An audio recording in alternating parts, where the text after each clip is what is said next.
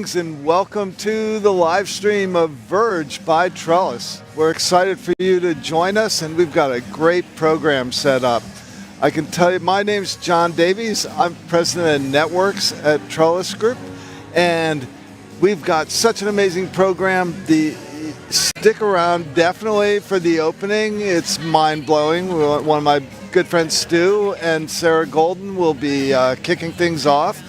And then we've got a great panel following that around scaling innovation with Molly Wood and Cyrus Wadia. We've got a session on Afrofuturism and industrial decarbonization. I mean, it's just a jam-packed event. Let's see what else we've got here. Pop culture for climate crisis. I don't know what that is, but it looks amazing. And fueling the future, California's wildfire crisis and the path to energy resilience. So we're going to be started in a little bit, but just excited to have the crowd here. I think there's, 4,000, 4,500 people here. We're packing in the ballroom. We've had a great set of sessions this morning. We had one with Catan, which I guess there's a climate crisis Catan now that you can help solve. We had some sessions with our partners, the Clean Energy Buyers Alliance, that kicked off last night with a reception, and then lots of sessions interwoven with our partnership here at Verge. Let's see what else we've got. I guess we're ending today with how to craft a resilient future. So looks like a really great thing. So remember to hit us up on socials, Verge by Trellis Group. You can find us online, both here and on YouTube, and I know there's some other partners that are streaming us, so we're looking forward to that. And I think I'm running out of things to say, but we're just really excited about having you here, joining us for the next couple days. I think you're going to be very excited. And I'm looking up now at the screen, and it highlights Bloom, the event we just held down in Cali, Colombia, next to the Nature COP. Big success. We had 500 people, sold it out, and everyone walked away inspired by what we can do with nature and biodiversity. So again, I'm John Davies, President of Networks at Trellis Group, and welcome you to the first day of Verge.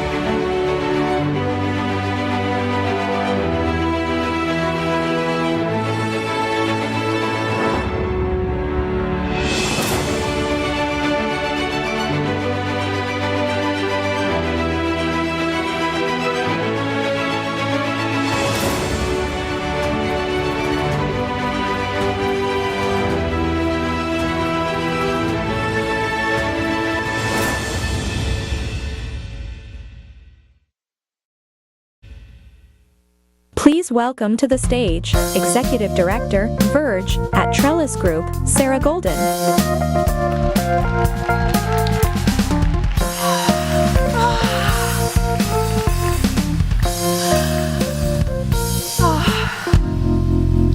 Hello, everyone. It is so good to see you all. Welcome to Verge 24.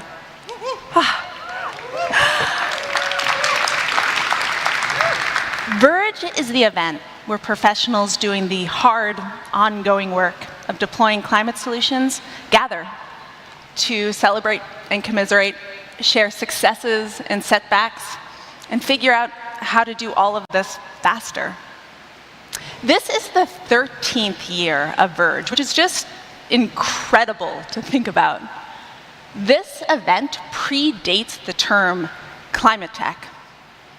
And This ecosystem, the innovators and the companies and the visionaries have so much to be proud of from the last decade plus of work. We have developed technologies that drastically reduce emissions. We have moved climate conversations from activist circles to boardrooms. And we have unleashed capitalism to tackle one of our largest existential threats, the climate crisis. So the challenge now is deployment, and a challenge it is. It turns out that rewiring and repowering the entire world is hard and expensive, and there is powerful resistance from incumbent interests. And that is where VERGE thrives. The ecosystems that comprise this event are the early adopters and the fast followers that are figuring out what speed and scale look like. Of course, despite these solutions available and despite the hard work of trailblazers, emissions are on the rise globally. And that is a sobering reality. Targets set by the UN include halving emissions by the year 2030, and we are not tracking in the right direction. That is less than 6 years away. That is less than half the amount of time this event has been in existence. And as we learned last week at the Biodiversity COP, nature's tipping points are upon us. And reports are getting more dire about how fast the transition must happen in order to save what we can. And to boot, electricity loads are on the rise, moving the goalposts. This would be hard to do in the best of times. And we, unfortunately, are not living in the best of times. Today is truly defined by instability. We have extreme weather and political partisanship, economic uncertainty, and global conflicts. How do we stay committed to the mission and the vision of this work when we are so aware that we are losing ground? This question has been rolling around in my mind in the creation of this year's VERGE. VERGE is focused on climate tech, yes, but at its heart, this is human. And humans, by design, are endlessly resilient. Resilience may be our most miraculous trait. It's how we grow. It's how we transform.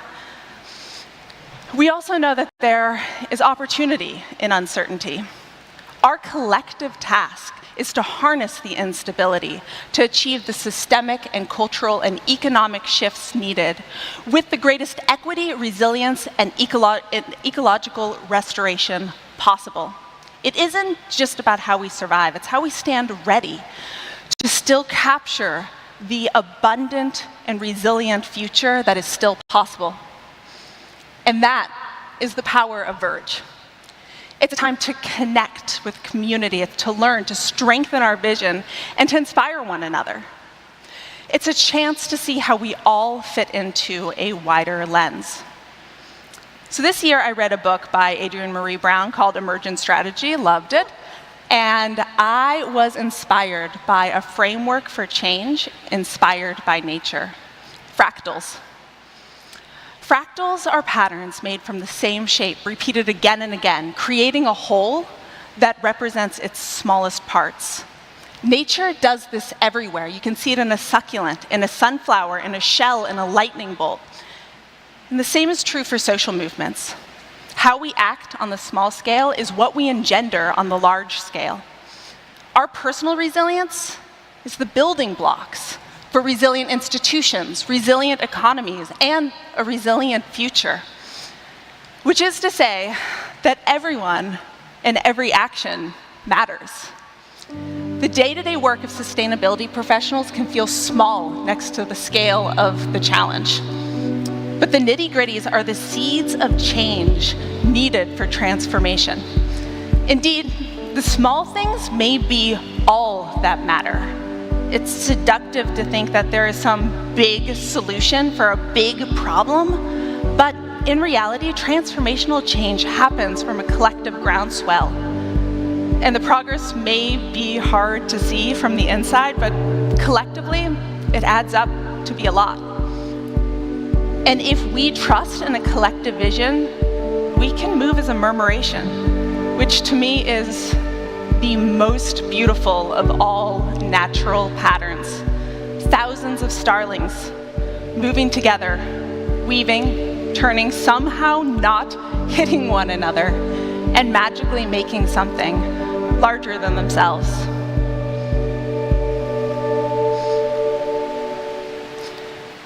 So I know all of this is heady, and don't worry, that is not where we're going to end. Because key to making a vision a reality is joy and fun. Changing the world can only happen if we make place for play and inspiration and connection. You should take your craft seriously, but not yourself. And that is the other function of Verge, to remind us that this community is fun. And this hard work we do is fun. Not every minute of every day, but over time. It's hard to imagine a more energizing and exciting and rewarding field to be part of than climate tech. And with that, it is my absolute honor to welcome you all to Verge 24.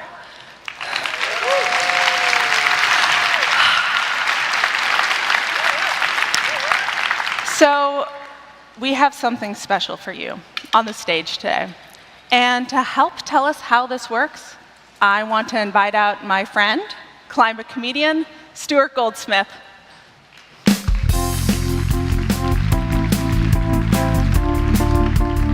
Thank you so much. Thank you very much, everybody. Thank you, Sarah. It's lovely to be here at Verge, celebrating this wonderful event with you all. I am, as Sarah mentioned, a climate comedian. And I know many of you, when you hear that, will be thinking, what can that possibly mean? Well, it's very simple. When you're a climate comedian, nearly all of your gigs end in catastrophe, but you try and remain optimistic despite all of the data.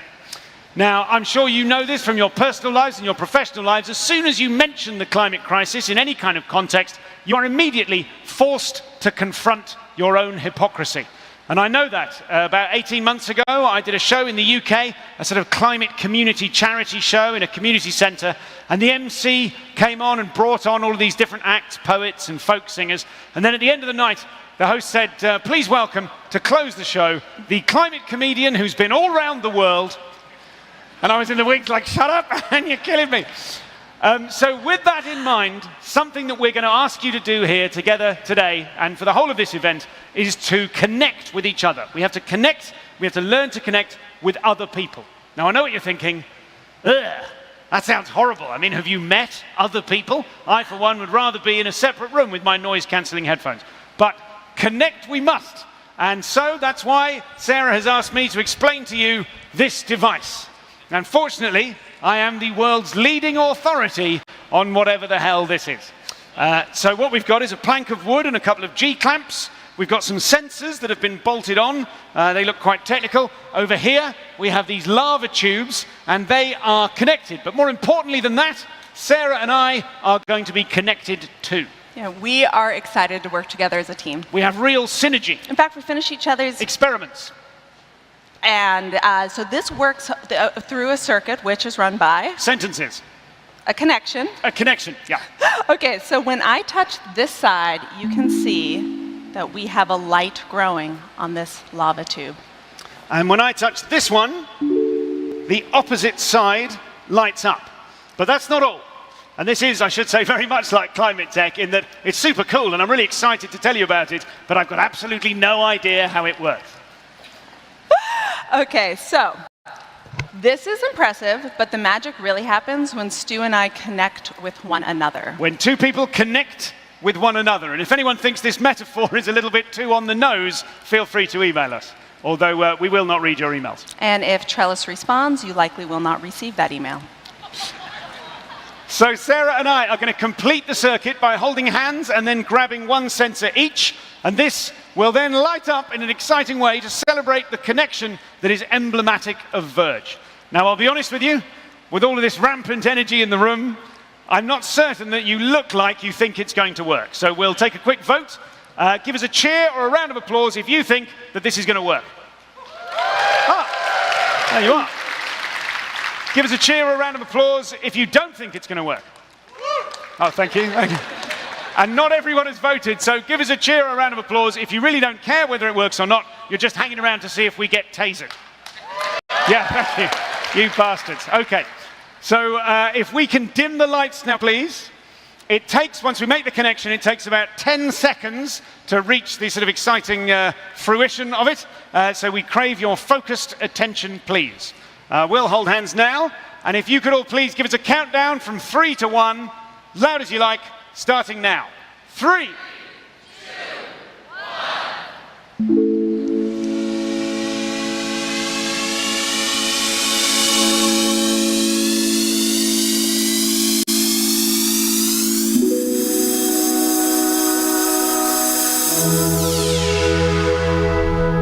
Welcome to VERGE, everybody. I love this thing so much. Okay, Stu, when can we see you next? Oh, thank you very much. You can see me doing an hour of stand-up comedy all about the climate crisis. It's my award-winning show from the Edinburgh Festival that I performed at Greenbiz earlier this year in Arizona. And you can see that tonight at 7 o'clock in the Market Street Room, I think, which is connected to this building somehow. It'll be a fun challenge to find it. There are only 100 seats, and there's no way to book, so get there early in queue. Thank you very much. I shall see you later. Enjoy the rest of your day. Thanks. Thank you, Stu. So with that, I would like to welcome up our first keynote conversation. Vanessa Chan is the director of the Office of Technology Transition at the Department of Energy, and she knows what it takes to deploy climate tech at scale. Cyrus Wadia is the CEO of Activate, a fellowship program supporting climate tech entrepreneurs, and before that, he worked in corporate sustainability at both Nike and Amazon. Molly Wood is a renowned journalist, deep in the challenges and opportunity inherent in tech. Together, they will cover where we are in this moment and where we go from here. Join me in welcoming our next panel to the stage.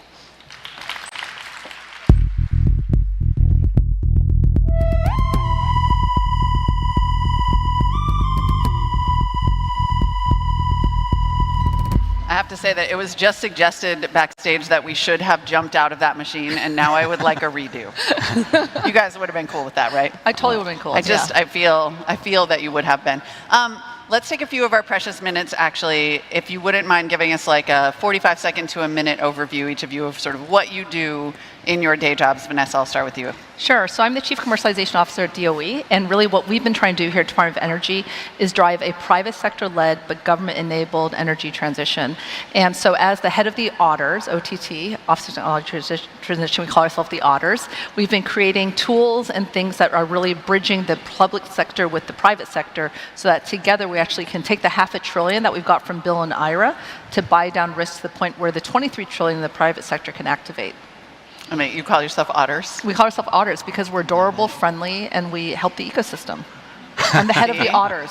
I mean, that's really what it is. It can be fun in games at government. Yeah, we're adorable too. And you're adorable. You are adorable. That's true. Okay, Cyrus. For everybody in this room knows probably both of you and Activate, but just in case someone's always new someday. Yeah. So Cyrus, CEO of Activate. We run a fellowship program for scientists and engineers to go from their scientific research, technology development, into a CEO role and build their own companies. And so we run a fellowship that allows them to make that transition. And yeah. Both of you are at the Tony Stark stage, you know, in terms of working with entrepreneurs and hard tech scientists and brilliant people. And yet, as we know, we don't get anywhere with this crisis until we create solutions that people adopt, meaning commercialization, the title of this conversation. So let's set up the kind of urgency of commercialization. Vanessa, talk about why that is literally a government initiative, not just the R&D, the get it to sell. Yeah, so I think one of the important things is when we're doing commercialization, you're starting from research, going to development, to demonstration, to deployment. And to get deployment, it means every single person in the public can actually use the technology that's been invented. And the thing that's been really hard is that historically, we've been very much focused on just the technology and getting it right. But people aren't focused on things that matter, like unit cost economics and things like permitting and so forth, because we focus on something called TRL, technology readiness levels, and people want to get to TRL 9. So you get to TRL 9, that's it, everyone's going to buy it. But TRLs were invented by NASA to launch rockets to the moon in the 1970s. And when you're getting to TRL 9, you don't need a permit, you don't care about workforce, you don't care about the cost if you're launching a rocket to the moon. And so really what we've been trying to do is really getting to the point where we're focused more on adoption readiness levels and getting everybody to understand the things that matter in order to drive down the costs to actually get to commercialization and deployment. And the reason why we need to do this fast is the faster we get unit economics down, the faster we deploy, then the faster we actually can bring these amazing technologies to the market. Right. Commercialization early and often, right? It's the Activate Creed too. Yeah, I mean, you asked a question why this is so important, and I mean, it's an urgency question, to be totally honest. We're running out of time, especially on an issue like climate change, and so we got to move faster, and we're just not moving fast enough. Yeah. The second thing I'd say is, at the same moment, we have good technologies out in the world. Some are still in the lab, some are out of the lab. So all the mechanisms you're talking about, we need to accelerate that pathway into scale so that we can get after this. What are the gaps? You had a working session this morning, if you wouldn't mind summarizing some of those findings and where things tend to drop off. So, okay, the way I'll enter this, first off, to talk about the session, we decided to bring companies and startups together in the same conversation to understand where's the friction, how do we actually do better at kind of transitioning technology from kind of early stage startups into these scaling vehicles that, we'll call them companies. And a lot of the conversation was about communication, believe it or not. It was about trust. Like, how do you establish an understanding of, if you're a startup, what does it actually take to move something through a larger company? It's not just the strength of the technology. There's a lot of things you have to understand about the system of how corporations get product into the world. So that was one side of it. Another side of it, too, was that we don't often think about commercialization early enough. And this is actually, I think, a strength of your ARL framework, because I want all of our entrepreneurs, for example, to be thinking about commercialization not when they think they're ready for it, 4 or 5 years after starting the company, but actually on day one. And so we spent a fair bit of time talking about that. And then the last thing I'd say, hopefully we have a chance to talk more about this, we still you can do whatever you want, man. It's your panel. Well, I'll just say it really quick. I think we still lack either a full understanding of the incentives that actually string this all together, and we need more demand pull mechanisms out in the market that actually will take the friction away from both startups and corporates trying to move this stuff forward. Yep, 100%. So I've structured this panel so everyone knows in 2 parts. One is the urgency of commercialization, and then this adoption challenge, because really they are equal, almost Newtonian forces sometimes. But before we do that, talk about the ARL, because give us some specifics about that. This is a real framework that you have developed to try to get that commercialization thinking at inception, right? Yeah, so the issue is when you're getting a PhD, you're actually anti-commercialization, because you join a research group where everyone has the exact same technology that everyone's focused on. You are told, don't talk to me about your research because you have to publish first, and then you defend your PhD as the very last thing you have to do get your PhD. So if you have an entrepreneur who is defensive, doesn't want to talk about their work, and is technology push, you will never get anywhere. So really what we needed to do was move beyond TRLs and that thinking. TRLs are absolutely critical because you need to get the technology right, but there's so many other things about the real world that any founder and anyone who is trying to launch something needs to understand. So the adoption readiness levels is almost like a checklist of 17 dimensions. I know it sounds like a lot, but it's actually pretty straightforward, of the things that you have to care about, like unit economics, things like the workforce, things like the supply chain, things like demand, offtake. Are you actually having people who are willing to buy it?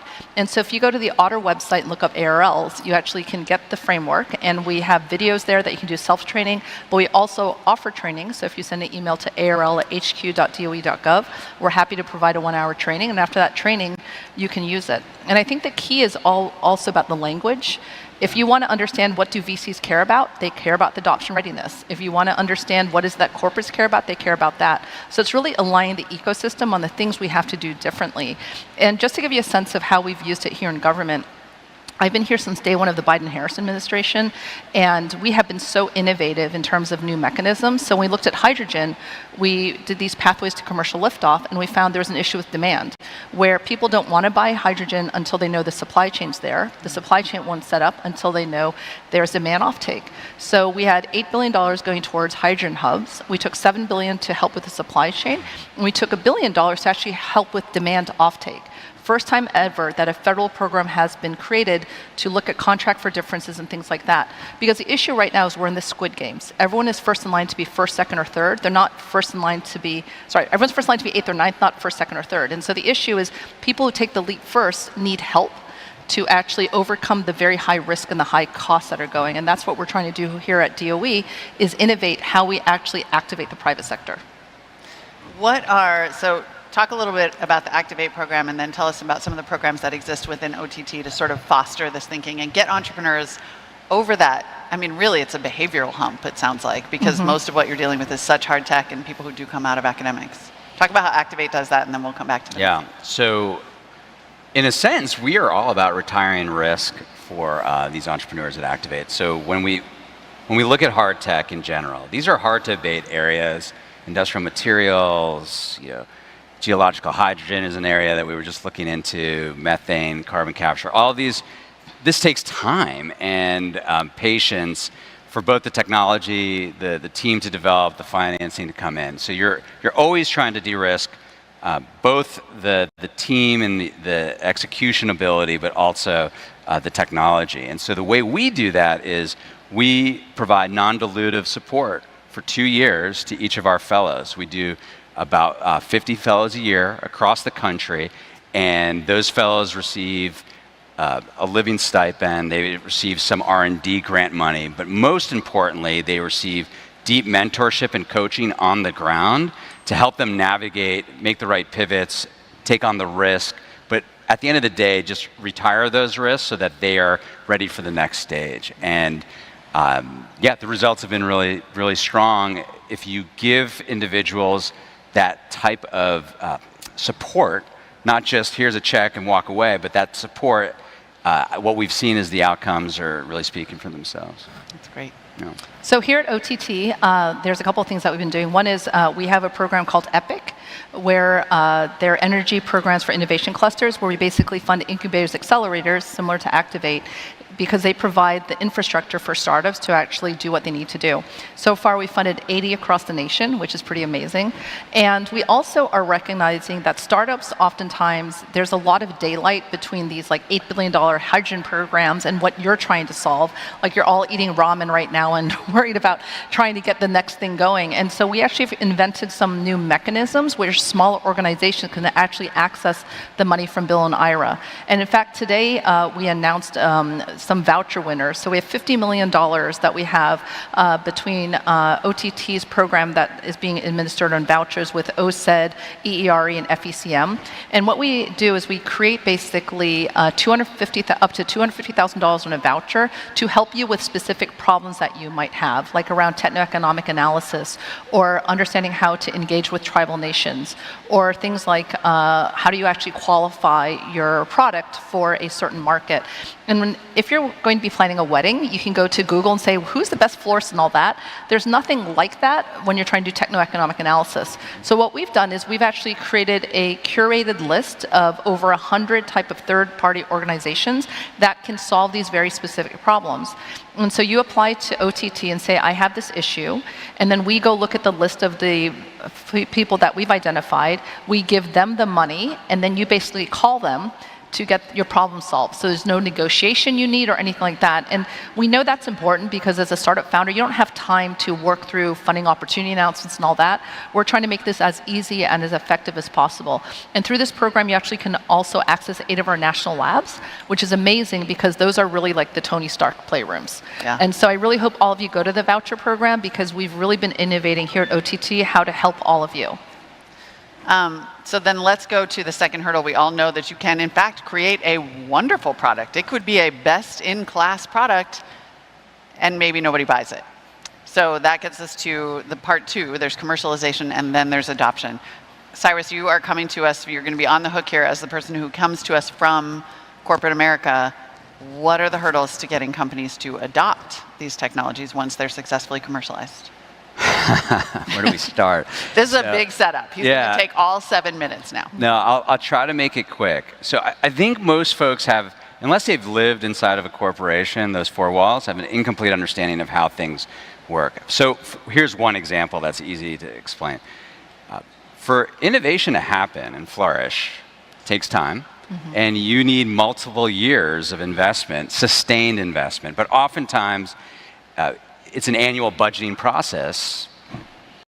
That's not going to surprise anybody, and sometimes the priorities at the top shift. And then you might not be able to continue an investment that you made last year, and then that basically stalls things out. A second is, I've always been surprised how few external innovations I was able to metabolize internally.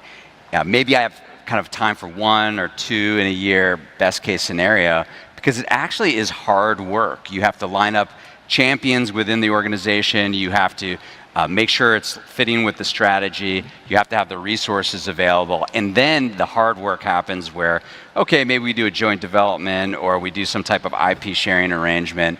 But these things are complicated, and there's no clean drop-in fit in terms of like a component of a product or even a product in terms of how a company like runs at scale. So I think there's a lot of reasons that things fail that aren't strictly to do with the P&L or the balance sheet of an organization, but that matters too. So if you think about the top most incentive in the organizations that are for profit, look, they're being held to quarterly results, and that's how that, if you're going to do something, it has to really connect well into the core business, and sustainability sometimes fits on the outside, but not in the core business. So yeah, there's a lot in there, but there's many reasons for why it's hard actually for corporates.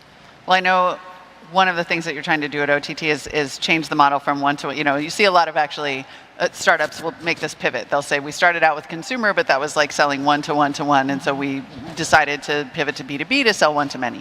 It sounds like you're trying to create financing structures that move from first of a kind, which everybody's just getting used to maybe more than one of a kind? Yeah, so I think the key thing here is I just want to echo what Cyrus is saying, where I think the traditional way that companies do business does not fit for the technologies when we're trying to scale them. Meaning you have hurdle rates like NPVs, IRRs, and so forth that work for technologies that already at our scale and are cost effective, but don't work when you're trying to scale a technology. And so I think one of the biggest challenges is that we really need to figure out how do we change the hurdle rates so that people are willing to invest earlier when the money isn't quite there, because you can make money later on. And the way I think about it is, if you are trying to get an A, right, it's an artificial construct made up by a professor of what a 4.0 is. The hurdle rate is an artificial hurdle made up by investment committee, which you can change. And so if we can innovate here at the DOE, you can innovate also your hurdle rates and what you want to do. And so I think the really key thing for me is, how do we, in the end, bring down risk to the point where we can drive the cost down? And that's what happened with solar. Was China was willing to make the investment early on when the money wasn't there, because they knew there was a longer game.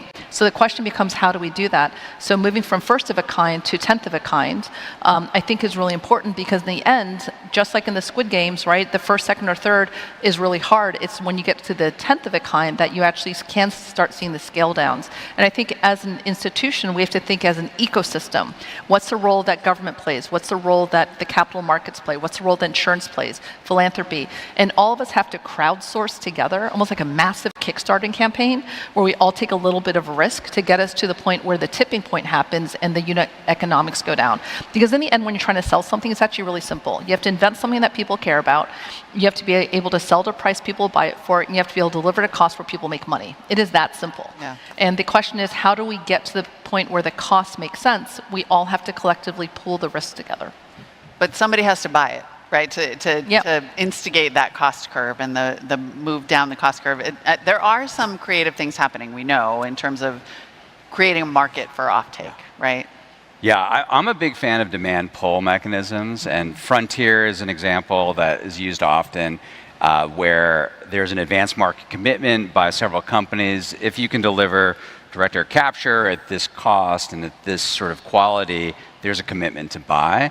That in itself unlocks so much capital at every stage, kind of from early to later stage, as kind of needed to get that type of thing to market. So, and that's a way to do it without, you said push. I agree. Like if we just keep trying to push onesies and twosies, it's never going to work. So we have to work at this level and figure out how we're going to create more pull. And so advanced market commitments is a good example of where it's worked in the past. Yeah, and hyperscalers are starting to do this, which I think is great.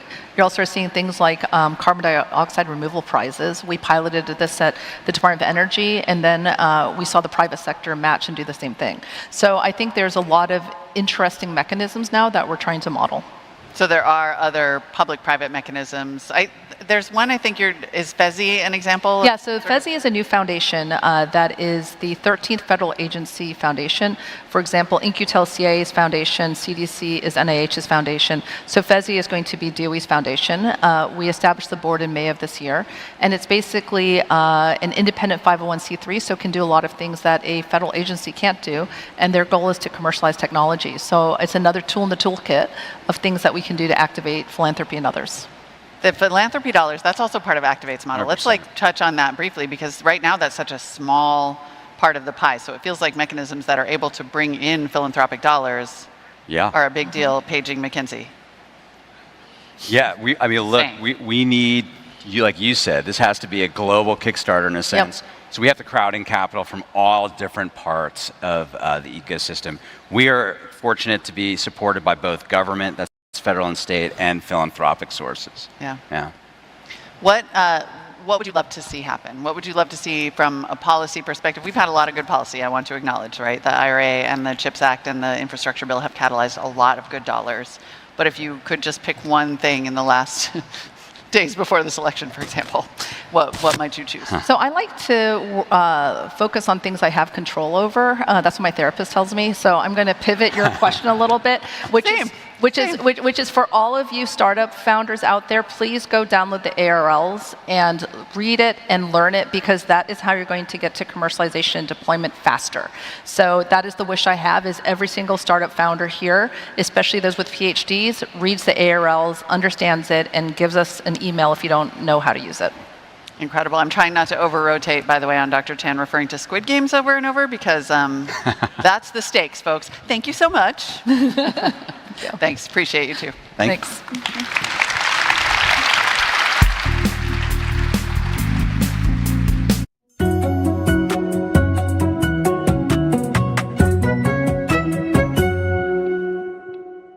I'm Jake Mitchell, Senior Manager of Startup Programs with Trellis Group. When it comes to climate tech startups, my overhyped trend for this year is the effectiveness of corporate venture capital arms, aka CVCs. The hype isn't about the quality of their investments. The hype is around their ability to effectively integrate or adopt climate tech startups into the corporate mothership to increase innovation, operational efficiency, and hit decarb goals faster. If speed weren't an issue, this wouldn't be an issue, but to meet the urgency of the climate challenge, keeping climate tech startups siloed from operations is a missed opportunity to integrate these innovations quickly and efficiently. And frankly, the whole relationship is poorly designed for successful startup adoption. Startups and corporates speak different languages, have different cultures and time horizons, and often target different outcomes. And as a result, the scaling of these promising climate solutions within corporates is rare. Which brings me to my underhyped trend. To adopt climate tech faster and better, corporates need to invest in business development teams within CVCs. These are the relationship brokers that can speed up the pace and accuracy of corporate startup partnerships. These teams understand the needs of and have the relationships with internal decision makers. They also understand the perspective of startups, how their tech can be put to work quickly and at scale. And some are getting this right. For instance, National Grid Partners has a business development team of 7 who coach startups on how to tailor their offerings to specific business units and create buy-in with the right internal champion to ultimately accelerate the startup handoff from proof of concept to pilot and hopefully true adoption and broad-scale deployment. If corporates are serious about hitting their decarb goals, it's time to invest more in relationships with startups. Not only will this help achieve mutual goals faster, it will maximize business impact, from cutting costs to creating a new generation of products and services. Hello, my name is Richard Martin. I'm the executive editor of Trellis Group. Industrial processes contribute huge amounts of CO2 to the atmosphere, and decarbonizing heavy industry is absolutely critical in the transition to a sustainable economy. Many are counting on low-carbon hydrogen to accomplish that. Hydrogen has many advantages. It's the most abundant element in the universe, and when produced using low or zero carbon energy sources, it can play an essential role in the global effort to decarbonize the economy.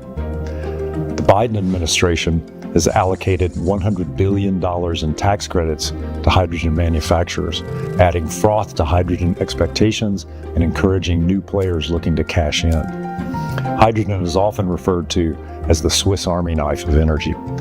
This potential, however, obscures how complex it is to produce, store, transport, and use hydrogen. The energy demand is enormous and the applications nascent. The fact is that Swiss Army knives are rarely the right tool.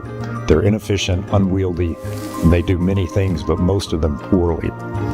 There are promising solutions available today to help chip away at industrial emissions. Which brings me to my underhyped trend, thermal energy storage, which uses renewable power to store energy in the form of heat in solids.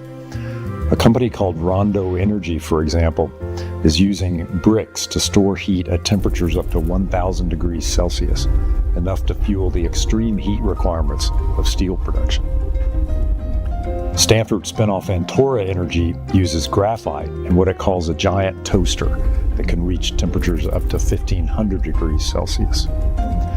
These systems can use intermittent renewable power produced over several hours in a day to store high-temperature energy to fuel industrial processes 24/7.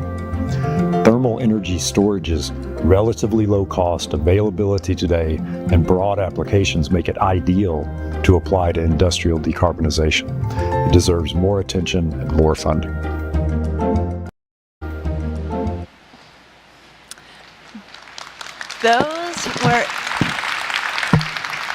Those were two of our over-unders. Every year we ask analysts that are creating the program here at Verge to do hot takes on overhyped and underhyped trends. We'll have two more later in the program. I also see that there's a ton of people standing in the back, and there's seats that are available here, so please don't be shy. Stay a while. Come on up. If you have a seat next to you that's open, raise your hand so people can find it. There's hands all over the place. Please come on up. So another realization that I had over the last year is that everybody working in climate tech is working in sci-fi. We are trying to create a future that doesn't yet exist using technology. And one of the frameworks for that I find just so inspiring is Afrofuturism. So I am incredibly delighted to welcome our next speaker to the stage, Dominique Thompson, to talk more about Afrofuturism and industrial decarbonization.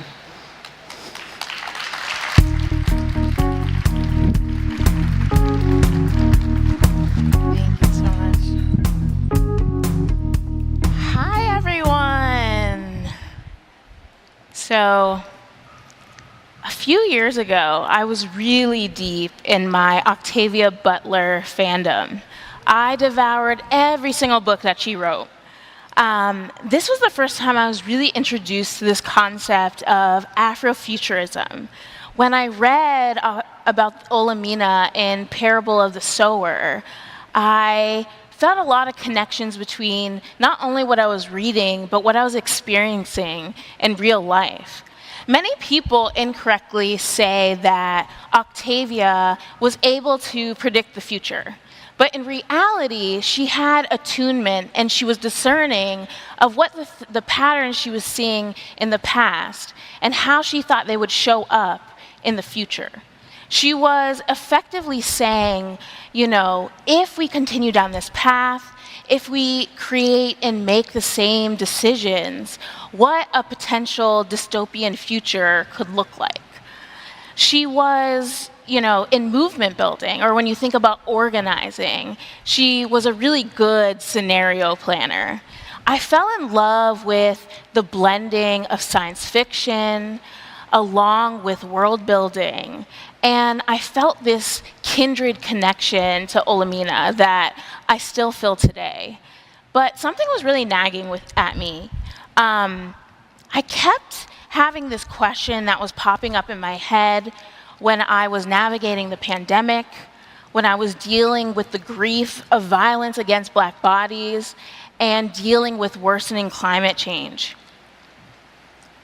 What happens when you see visions of the future that don't include you?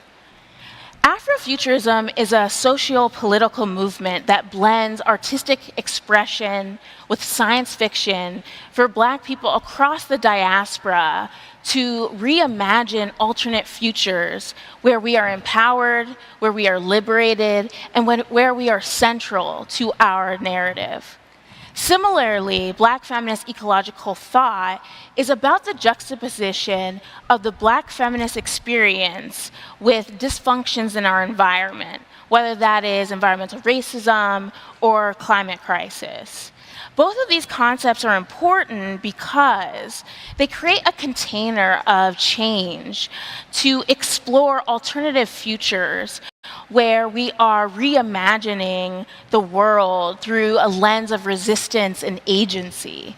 This is in service of bringing about transformational change and sustainable solutions by exploring possibilities beyond the constraints of our current realities. So what would it look like to apply this to past movements? The civil rights movement was about building Black futures. That included building policy, community power, and the movement infrastructure to support justice. Marches and protests were streamed and narrated across television screens across the US and globally for all to witness the unethical treatment of Black people and the injustice they were experiencing.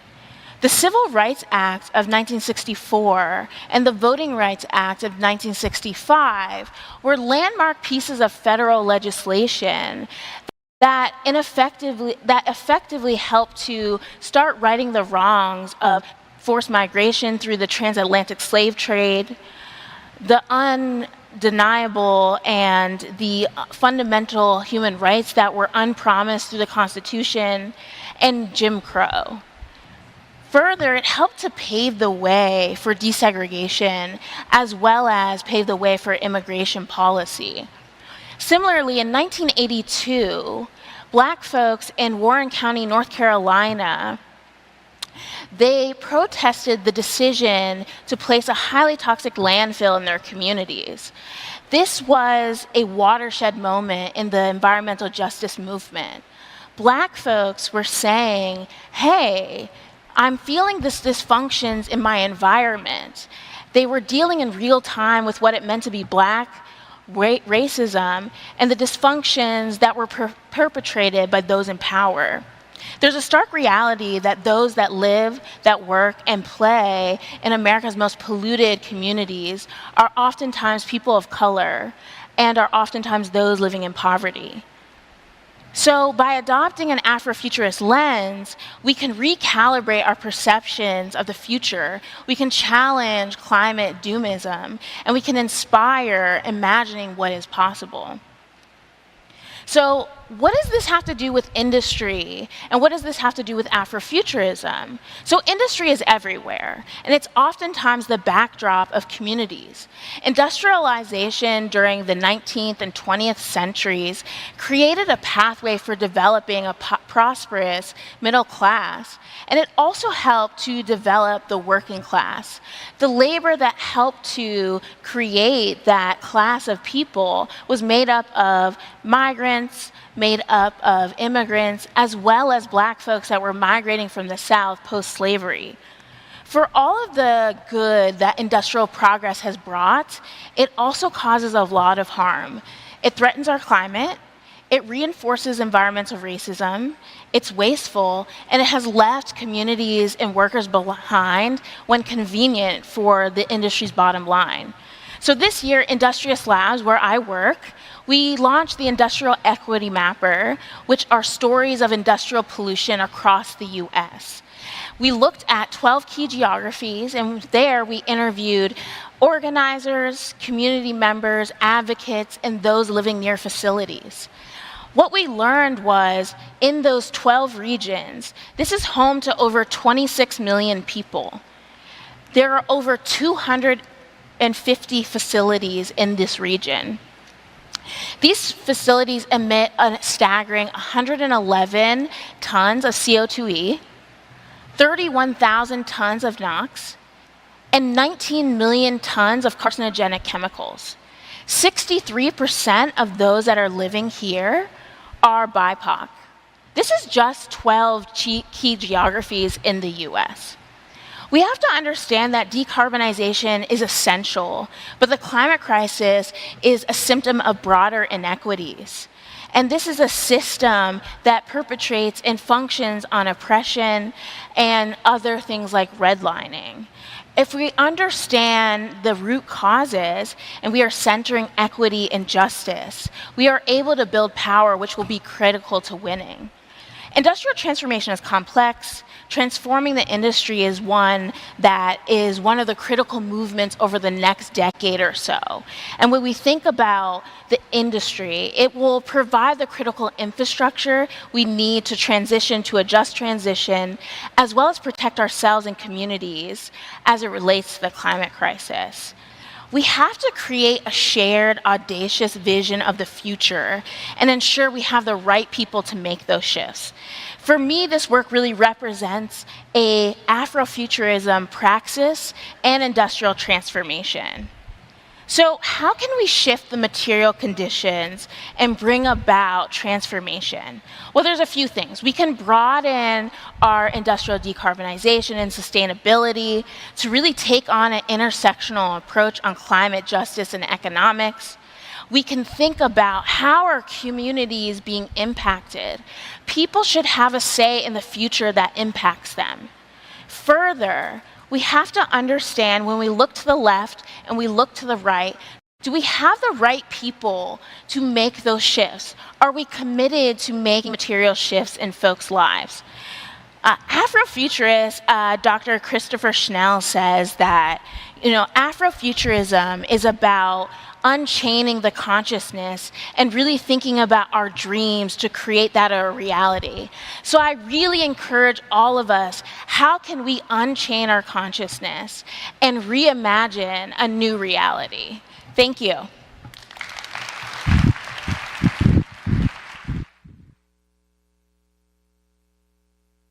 Please welcome to the stage, Vice President, Sustainability at Trellis Group, Katie Ryan.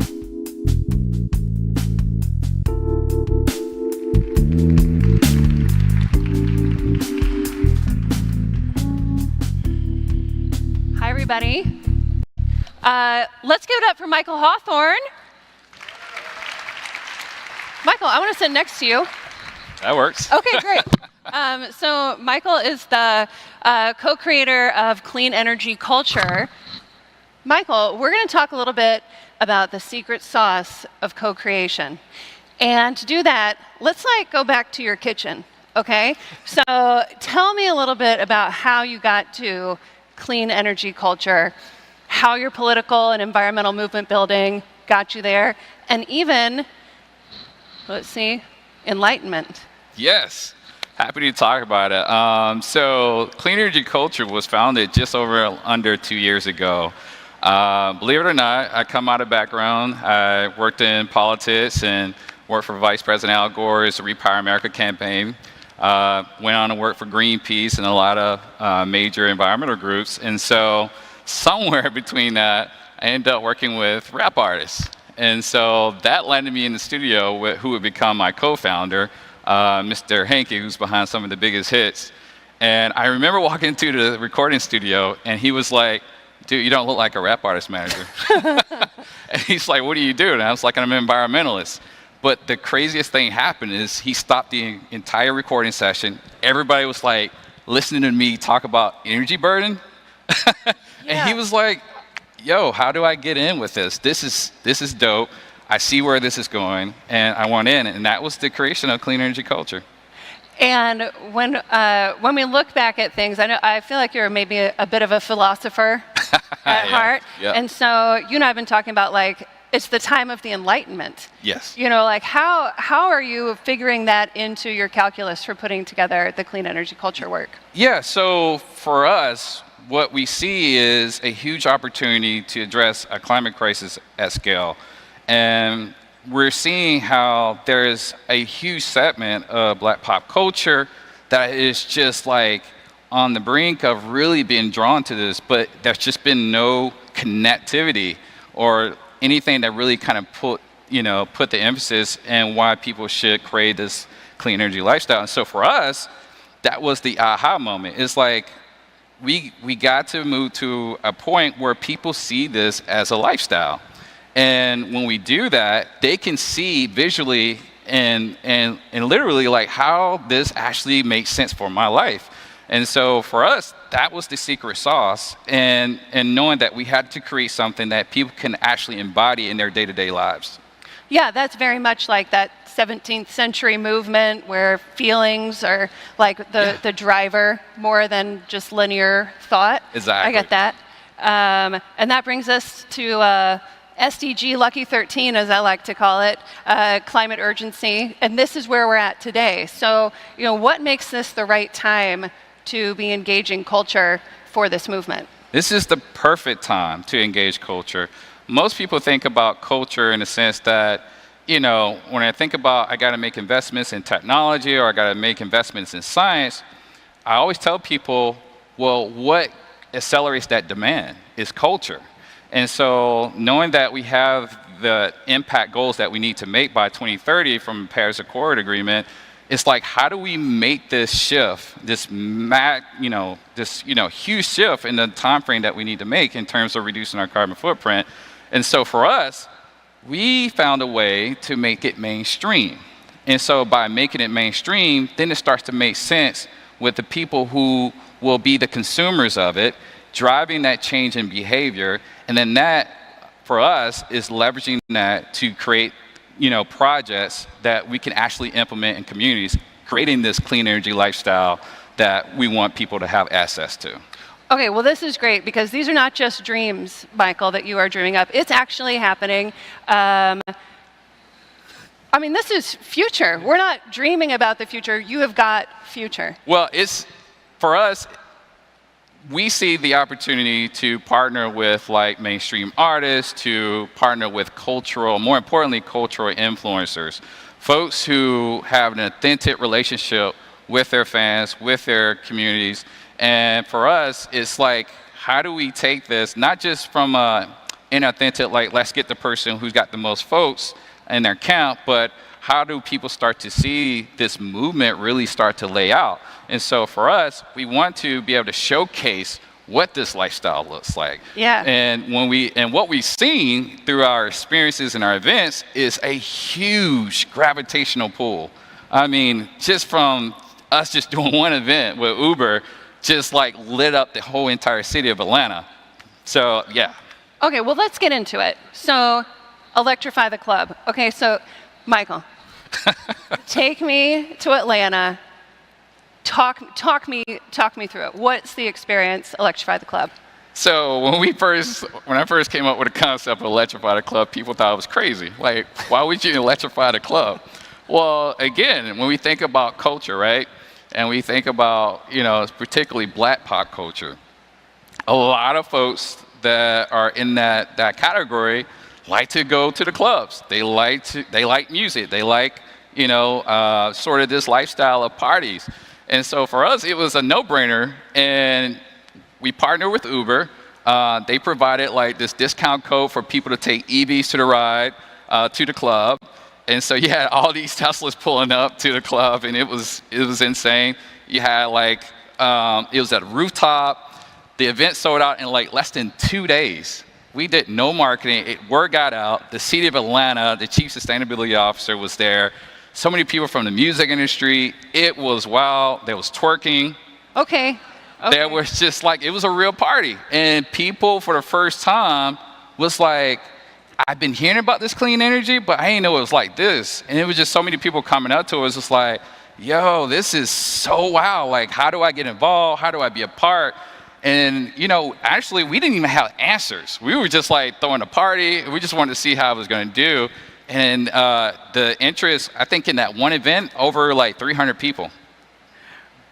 Who feel like now this is mine. Yes. Yeah. Yes. And that was the magic sauce. It's just seeing how people who have not traditionally been the audience for this clean energy movement are so about it now. And they're looking to us to say, hey, what's next? How do I get involved? How did I make this, you know, part of my lifestyle? I think it's a super interesting question. And, ooh, I wasn't even planning on that video. Can I, thank you. This is the image that I wanted. Okay. I mean, who doesn't want this? Yeah. Tricked out Cybertruck. Anybody ever seen Cybertruck? So the thing that I want, you know, people to understand about the significance of culture in this movement and the power that it really brings is that even in Atlanta right now, there's so many people who are getting these Cybertrucks and they're tricking it out. It's almost like, if anybody remember the Fast and the Furious? Anybody remember Fast and the Furious? Yes. Raise of hands, Fast and Furious. Yeah? Uh-huh. Yep, So yep. there's a whole underworld now that's tricking out EVs. And it's becoming a part of the culture. And that's the firepower that corporate brands have to be able to tap. And that's where we're going to accelerate the adoption and demand, because the consumer behaviors are already starting to show just through that image there. Yeah, I mean, if people don't know, this is Rashad Harper. 2 million views. I mean, and this isn't like a side hustle. No. Like, people are following this, wanting to make it their own. Okay, so J. Cole, big rapper, artist, for anybody not familiar, talking about clean power. I mean, tell me about this, please. So for this, we wanted to showcase, you know, got J. Cole sitting in this image of this house, and it's kind of like your grandma's house, right? And we wanted to show that, you know, clean energy lifestyle with a K. It's not just this sort of lifestyle that is inaccessible, but it's accessible even down to your grandparents, right? But it's this cool nature of it. And so for us, it's wanting to showcase that we can do this at scale. We can literally electrify an entire city, which is the first project that we just launched in partnership with the City of Atlanta and a lot of other partners of the Hive Fund, to showcase that we can do things that makes it so cool, but at the same time, reach everybody in the community. And so that is a spitting image of what that showcase can look like. I mean, what a win. And this is kind of what you're talking about, electrify the spot, yes? Yes. So Electrify the Spot and Electrify the City is an initiative that Clean Energy Culture has launched officially. Starting out in Atlanta, we believe that we can add gigawatts of clean power to the grid, because we're going out and we're recapitalizing businesses to give them an opportunity to install EV charging stations and solar panels in a way that is going to do it at a very fast pace. And then we're also throwing parties to help it make all cool.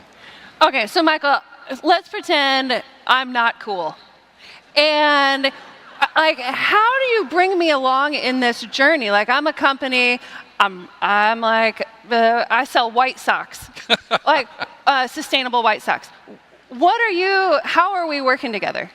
So first and foremost, it's about co-creating with the culture. So, you know, the best opportunity is you can just reach out to us. We'll help you to co-create, take your existing IP and create something so dope. Think about, you know, when you think about what this could look like, right? What's been done. Pharrell, you know, he just recently did a Lego movie and then dropped a Lego collection. That is a prime example of like co-creation. Or, you know, you kind of think about Supreme, what they did with Louis Vuitton, or, you know, Adidas with Yeezy. So it's like you got these deals where these examples where if you do co-create with culture, you can accelerate so much consumer behavior because you have tapped in and created something with the articulators and the translators of the culture. It also seems like these things are working because it's authentic engagement. It's not somebody coming at the last minute and saying like, hey, let me put your face on this thing. Right, right. I mean, you think about Virgil Abloh, what he did with Louis Vuitton. You know, that was a genuine relationship. It was him bringing to Louis Vuitton, you know, sort of the cultural icons from music rappers to actors and actresses and just like this whole community of stakeholders in culture to really drop lines. I think Tyler, the Creator, just dropped something with Louis Vuitton. So it's just like the opportunity is there, and if we're going to see the adoption change and facilitate this clean energy transition, then there needs to be a way for corporate brands to build sustainable. And if you don't get anything else I say, I'm going to say this. The corporate brands that take the time right now to invest in co-creating sustainable IP with niche target audiences is going to dominate the market for decades to come. And we're here to help you do that.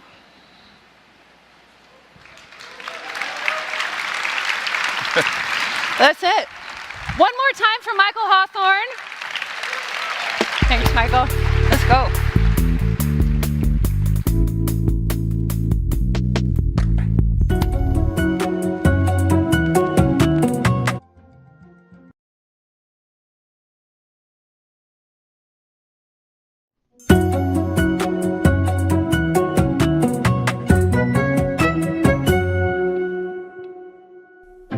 I'm Margaret Morales, Director of the Carbon Program here at Trellis Group.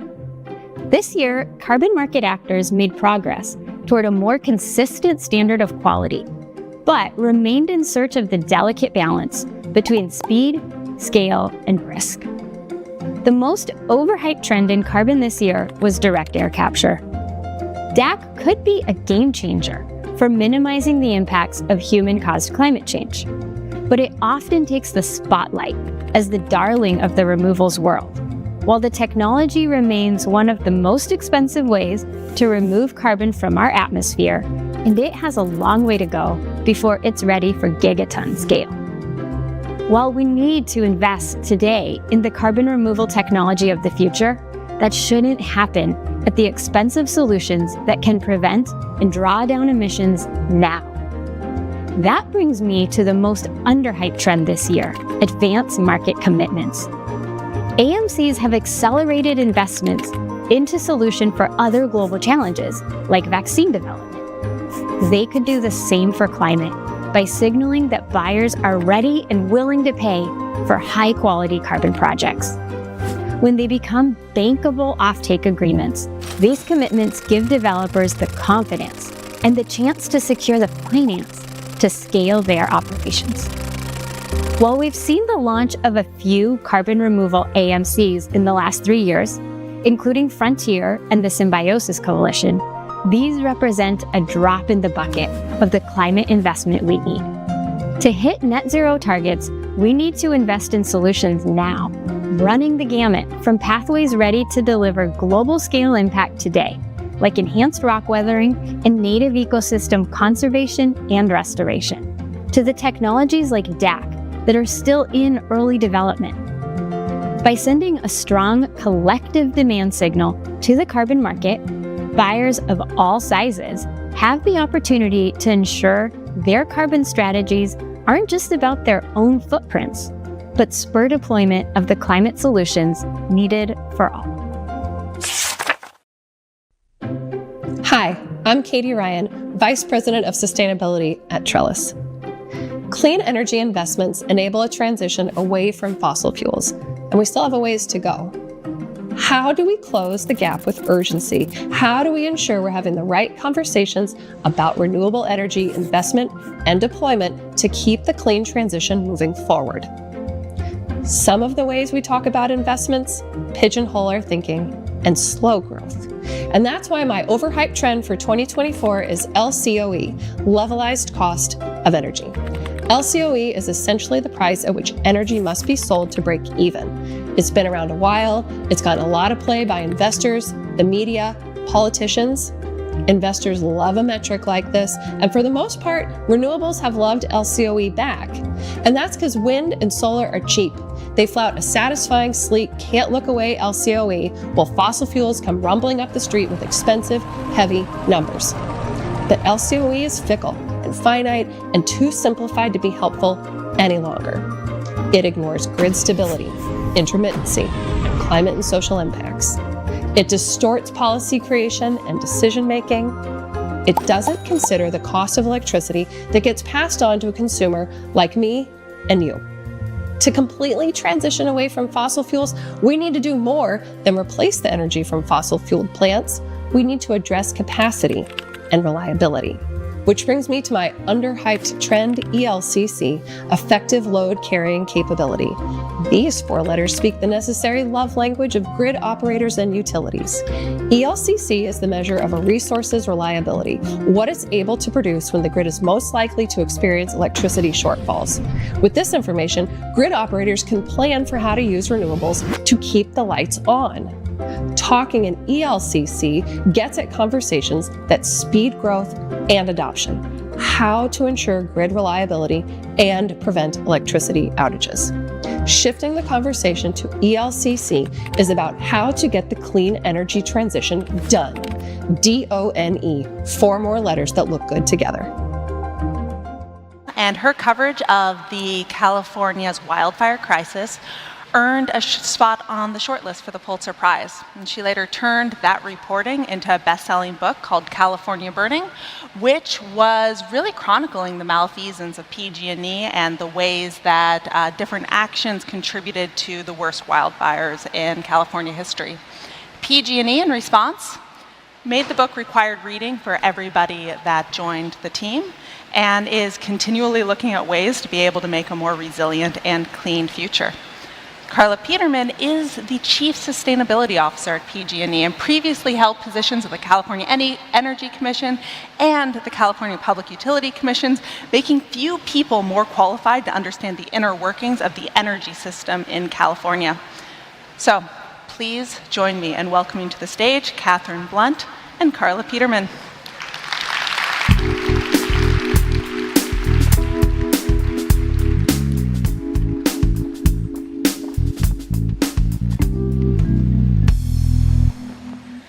Well, I'm looking forward to this conversation. I think a lot of us in the room are familiar with PG&E, one of the largest utilities in the United States, the largest investor-owned utility here in California.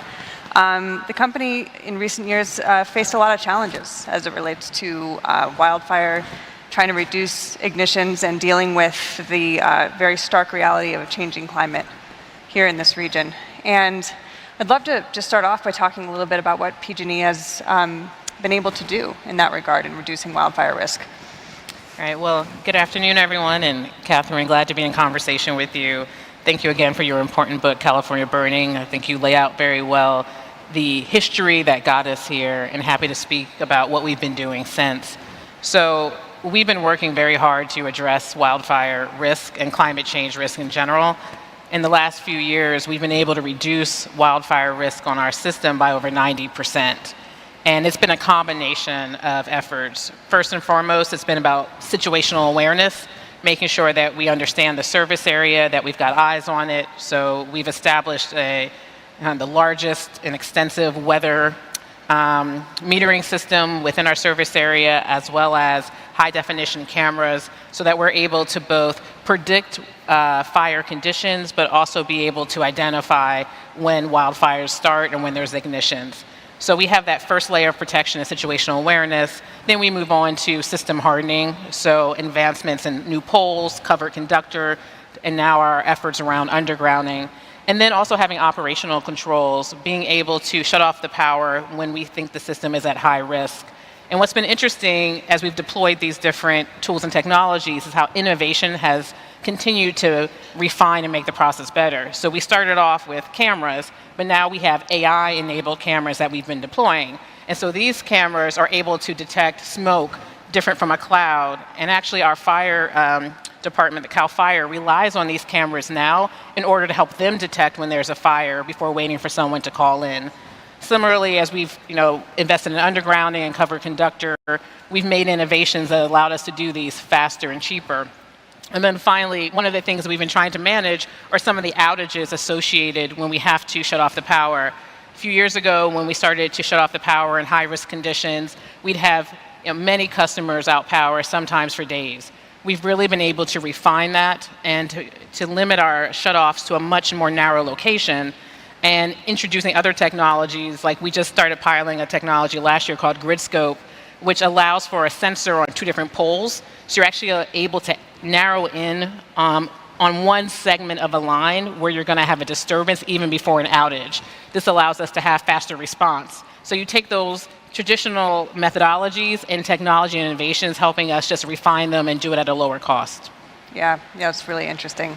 So in thinking about wildfire risk and climate change, really the big challenge here in Northern California has that been several periods of very severe drought over the last decade or so has made it so that the consequence of infrastructure failure became much higher, right? A single spark settling in dry brush with billions of dead trees throughout the service territory created this really existential risk for PG&E. And as I understand it, PG&E has been also working to understand other climate risks. What's that effort been looking like?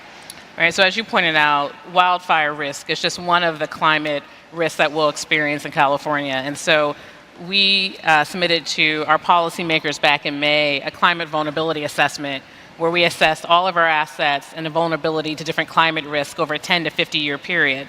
And so we're going to experience in California not just wildfire risk, but high heat, flooding, subsidence, droughts, all in combination. And what we learned from wildfire is that you can address a risk, but the longer time you have to plan ahead, the better you can do it and at a lower cost.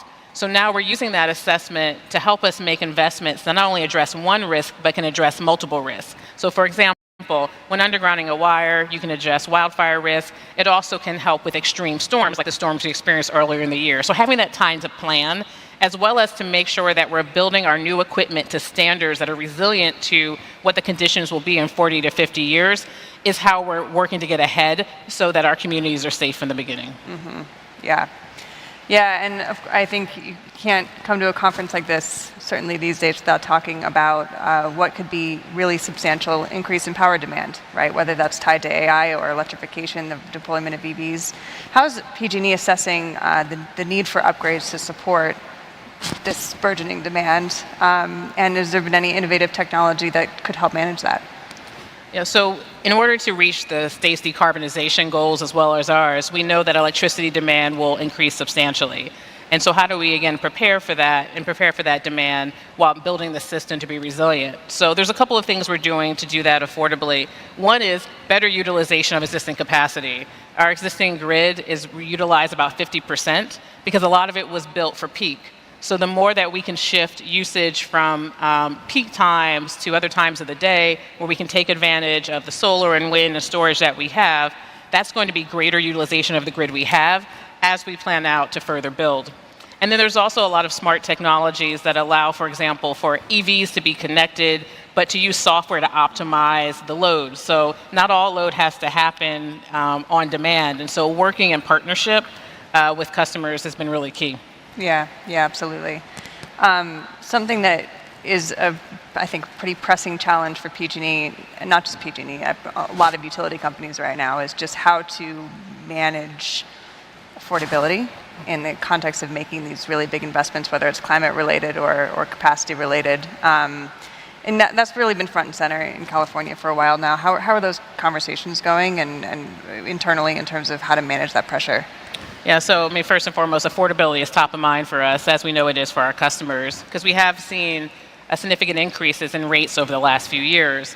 And a key driver of that is actual work being done. Everything we've been talking about, how do you prepare the system? This is a once in a generation, a once in a century level of investment that we need to be making. And we know we want to make it because when you look ahead to 2040, 2050, the grid of the future is actually better. It's lower cost because you're using more efficient energy with electrification. It's cleaner, but how do we get from here to there? So there's a few things that we're doing to help bring bills back in line with inflation. One is just simply doing the work at a lower cost. So using innovations to be able to, for example, do our veg management at a lower cost. We've been able to pull out a lot of cost in our processes as we're re-envisioning the processes as well as bundling work. And innovation doesn't just have to be technology, it can be process as well. An area we've been able to save a significant amount of money in the last couple of years has been on insurance, for example. We adopted a new model for getting insurance, which is coming at a lower cost to our customers. So first of all, it's just doing the work smarter and better. The second way to help manage the cost is to look at what's in the bill and reevaluate, is everything that's in the customer bill, do we really need to have that? We pay through a lot of different programs through the customer bill, so being in conversation with our policymakers about if certain subsidies still need to persist, which programs are going to be most critical for bringing customers online. And then the final thing is, maybe counterintuitive, the more electricity that actually goes on the grid, the lower the average cost for customers. And so we want to attract big beneficial loads like data centers, like EVs, because if we're able to have that load come on, it'll help spread the fixed costs, and that will lower the costs for residential customers. By our estimates, if you add 1,000 megawatts of data center load, that can help put downward pressure of 2 to 3%, 1 to 2% on the average residential customer bill. But again, we've got to make sure that we're attracting that load on places where we can serve it well and timely. Mm-hmm. Yeah. Returning to one of the things you brought up earlier as it relates to reducing wildfire risk, PG&E has plans in place either to proactively shut off power when fire risk is high, and certain line settings that could make it so the lines automatically trip off, right, if something comes into contact. That does create a bit of a challenge with reliability, right? And so there's certainly sort of questions about how long these sorts of mitigations, I suppose, can remain in place, especially as we move more toward electrification. What is the company doing to try to work through that? How do you see that improving? Sure. So there's a couple of things we've been doing near term just to reduce the amount of time customers have outages. When we first started deploying these operational mitigations, we would have customers who could be out for several hours or longer. We've been able to significantly reduce that time in a couple of ways. One of the things that takes time to restore power is you have to inspect the line. You have to make sure that the danger is no longer there. So we've now been able to deploy drones, for example, to help with line inspection. So that reduces the amount of time. Also, that technology I mentioned, GridScope, it helps to pinpoint exactly where the disturbance or outage is. So again, you're having to patrol a much shorter space. So there's innovations around just reducing the time of outages, but it's also around just investing in equipment that not only reduces wildfire risk, but improves reliability, which is why we are focused on undergrounding our highest risk miles. And this is under 10% of the miles that we have, but when you underground, you end up reducing the wildfire risk, and you also improve reliability because you won't have those outages. So trying to really think holistically about the customer experience. And then finally, there's areas where we've invested in microgrids because we said, you know what, this is just not a place where you should have lines generally, given the wildfire risk and reliability concerns. And so really not being afraid to use all the tools in the toolbox. Mm-hmm, mm-hmm. Yeah, the undergrounding plan is very ambitious. Right. The goal is underground 10,000 miles within roughly a decade. Is that right? More or less. It was really an interesting discussion at the regulatory level over the last couple of years about this notion that, I mean, undergrounding a mile of wire is relatively expensive, but the company argues that it's the best means of reducing risk and cost over time because you're saving on veg management and other maintenance things, right? I mean, how's it going in terms of driving down the costs enough to really achieve this goal? Well, it's going well. I mean, I think one of the things that people in technology space can appreciate, when you do something at scale, that has the opportunity to lower costs. And the reason we wanted to do a 10-year undergrounding plan is so that we can make commitments with our suppliers, with our communities, around permits, around supply, to actually help drive down the cost. And so we were authorized to do a set of miles over the last couple of years. We've been coming in both on time and under budget, which is, I'm really proud to say that, because that's not something you always hear from a big company or utility. And we've also been seeing innovations to help lower the cost. I mean, when I first heard about undergrounding, 10 years ago, the cost was almost twice as much. And so it's simple things. Like one of the first innovations we were super excited about was we recognized that you didn't have to dig the holes, the trenches, as deep as we were digging them.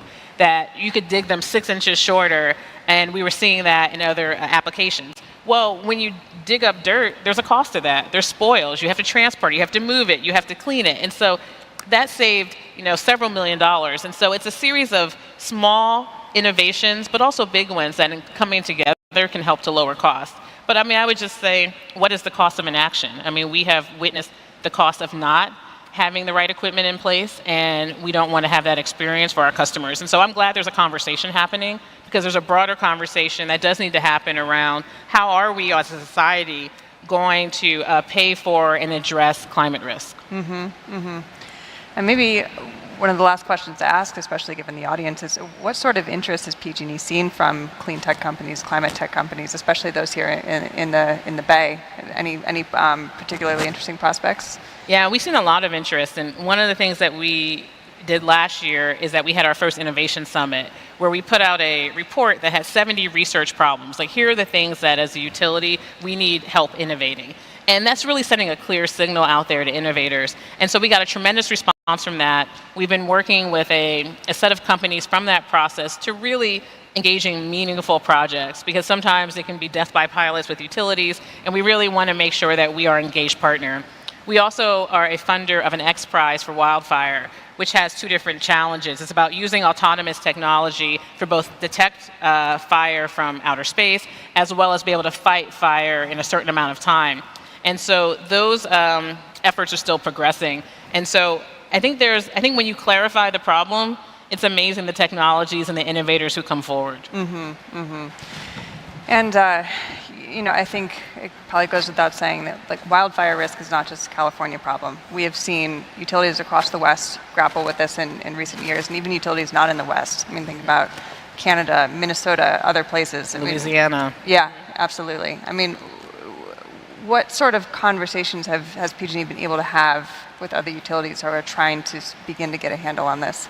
Many. I would say utilities from across not just the country, but the world have been coming to visit us in California to see our operations center, our wildfire center, and to learn from us. And we're very humble about it. Look, this is a day-by-day journey. We have a stand that catastrophic wildfires will stop, and we've made progress, but we know that we have to stay ahead of where conditions are going. And so we are happy to share with others what we're learning and to learn from them as well. And the big message we're trying to get out there is you can't just think about wildfire risk. That's the one that you're experiencing now, but you really have to do a full assessment to look at all these risks.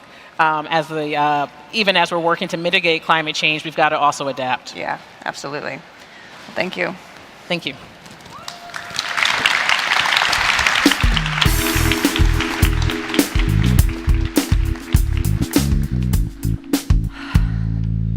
So we are almost the end of our first day of keynotes, but Verge is just getting started. We have over 200 sessions happening over the next 3 days, designed for you all to connect with one another and learn and see what technologies are emerging. I want to make sure that everyone's aware of other happenings that are going on this week beyond the sessions, which includes a wellness room, which is offering yoga and breath work. We have guided networking sessions for affinity groups. We also have a Show Your Badge program, which is when you go around to businesses in San Jose, if you're getting lunch or something, many of them you get a discount for showing your Verge badge. We also have professional coaching, so take a look on the app. We have free coaching, 15-minute sessions with expert coaches, so take a look at those. And we have a reception happening tonight as well. I want to give a huge thanks to our sponsors, which make this event possible, and a huge shout out to Microsoft for being our premier partner this event and supporting our work and vision, as well as all of these other sponsors. Thank you all for supporting Verge. I also would love to thank our partners. There are over 25 partner events happening here. There's also the Clean Energy Buyers Association that's doing an entire track on energy here this week. And also our sustainability partners that are helping us reduce our emissions, divert waste, and do our menu planning to have the lowest impact possible. So with that, I want to welcome out our final talk. Jane McGonigal is a futurist. She's a 3-time best-selling author, and she is here to remind us that the future doesn't just happen. We create it. So please join me in welcoming Jane. you. Hello. It is so cool to be here with a live band, first of all. Have you guys like the band? Amazing. Love you. It's also an honor to be a part of the VERGE community this year, and I'm so excited that we have this time together today to do something a little bit unusual. We get to spend the next 10 minutes practicing the art and science of time travel. Not in a fancy science fiction time machine, of course, but using the power of our minds, we will practice the art and science of mental time travel so that we can spend some time in a future that feels good. A world where we have changed some things that need to change, and we've accomplished some of our most important climate goals. And we're going to practice the art and science of mental time travel so we can become messengers for people here in the present. We can say, you know, there are some kind of strange challenges up ahead that we should be ready for, and also some amazing opportunities that we can help make happen. Before we fire up our time machines, I want to share with you 2 data points from my research at the Institute for the Future in Palo Alto that I hope demonstrate why I feel it's so essential that we make mental time travel a habit for ourselves, perhaps for our families, but definitely for our teams, our organizations, and our communities. So here are those data points. Since the start of the year 2020, there have been 2.5 million English language news stories with the word unimaginable in them. And there have been more than 3 million news stories with the word unthinkable. And of course, we live through these unimaginable events and unthinkable stories together. The early headlines with these words were about the pandemic. Then they started to be about geopolitical events. In the last couple of years, they've been most often about extreme weather and climate events. Just to put these numbers in perspective, this is a LexisNexis timeline search for how often these 2 words appear in our journalism, going all the way back to 1840. Look at that exponential surge. Look how common these words have become. We so often have been feeling shocked and blindsided by how the future unfolds, which can make us face the future with a sense of anxiety and uncertainty, maybe a sense of dread or powerlessness. But it doesn't have to be this way. Right? We can face the future with confidence and hope and a sense of our own power. And to help people develop that sense of urgent optimism, at the Institute for the Future, I lead a program in future imagination leadership, where I help people develop imagination leadership skills by simulating and imagining hard-to-imagine futures. And today I'm going to teach you 2 of our foundational skills so that you can practice them here at VERGE. So to start, we're going to try a little imagination experiment. It'll take just a couple of minutes. If you want, you can close your eyes if it helps you focus. So for the first part of this imagination experiment, I want you to imagine yourself waking up tomorrow morning. And I want you to simulate it in your mind as if you were almost watching a movie, or you were standing in the room, sort of out of your own body, watching yourself wake up tomorrow morning. And I'm going to ask you some questions to help you really visualize it or imagine it in detail. So where are you? It's a hotel room, or an Airbnb, or your home. What time of day is it? Is it light out or still dark? What wakes you up? Is it an alarm? Is it a loud noise in the street? Are you just excited to come to VERGE and you wake up bright and early? How do you feel physically in your body? What mood are you in? What's the first thing you do? So try to get this as clear in your mind as if it had already happened and you have a memory of it.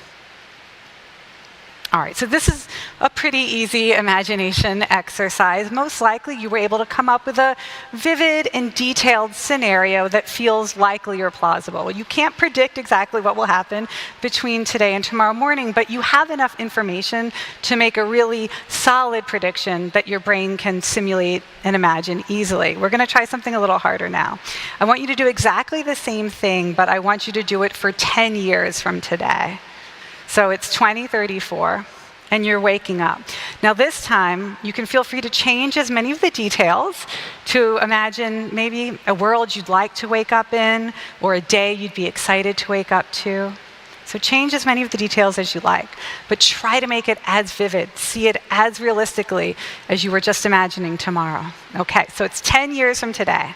Where are you waking up? Let's pick a very specific place.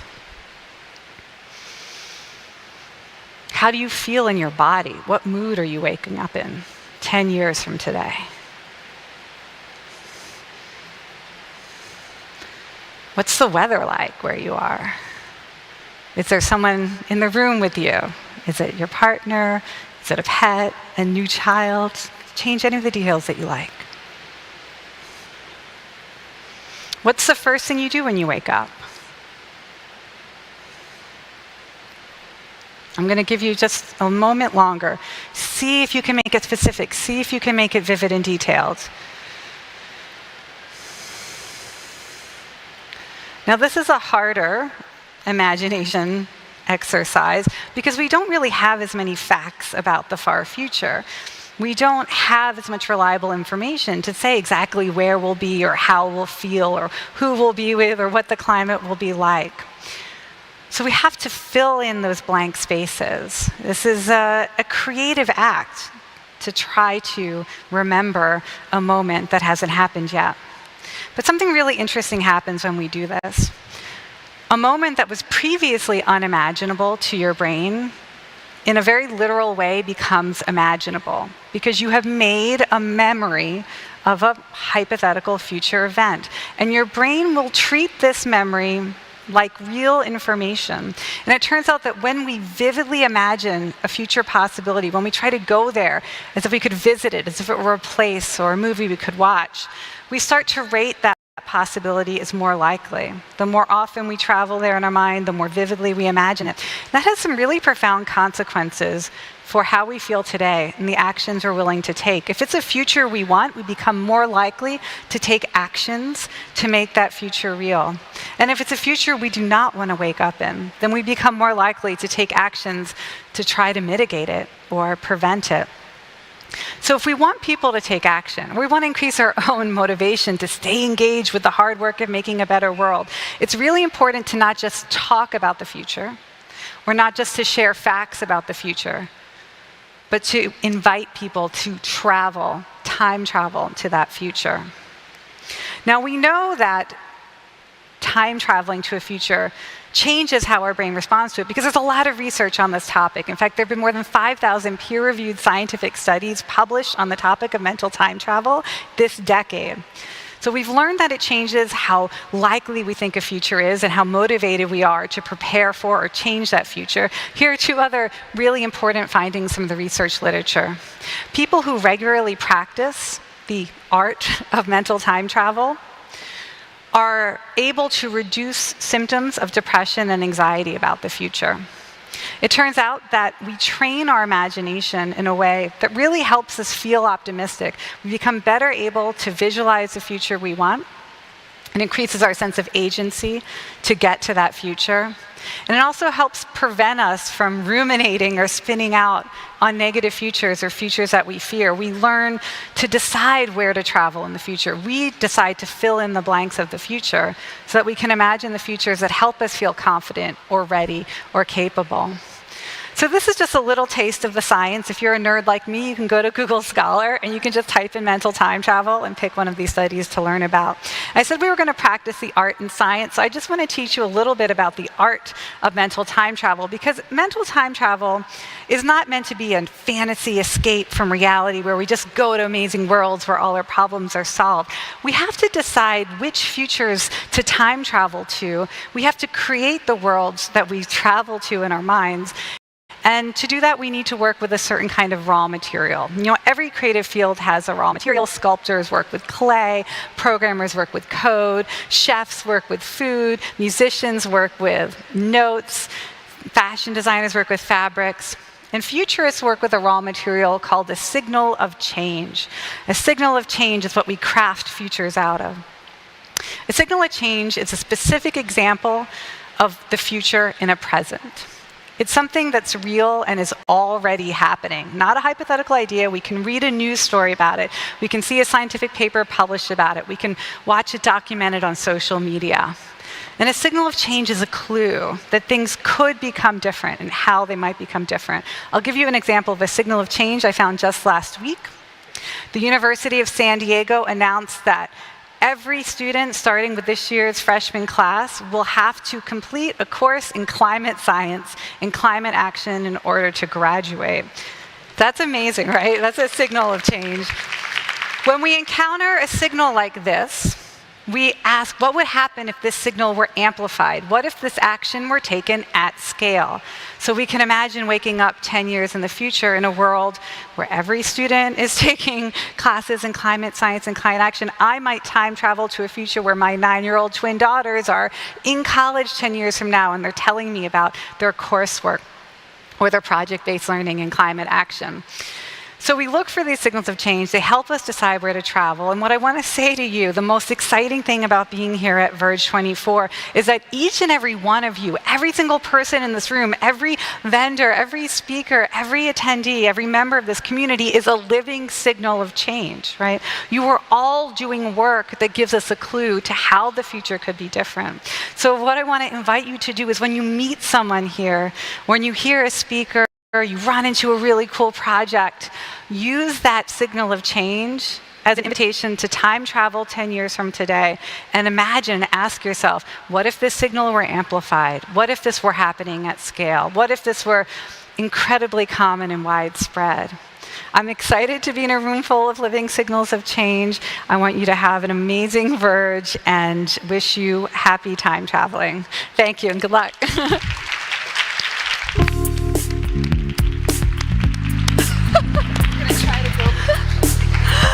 Thank you, everyone. That is it for our day one of keynotes. Please join us again here tomorrow at 1:15 for the second day of keynotes.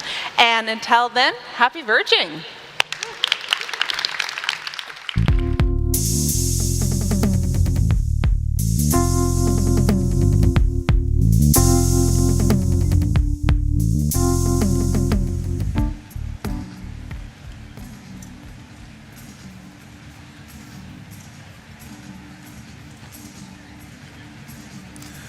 I'm back, and welcome to our first day of Verge, wrapping up. It was such a great program.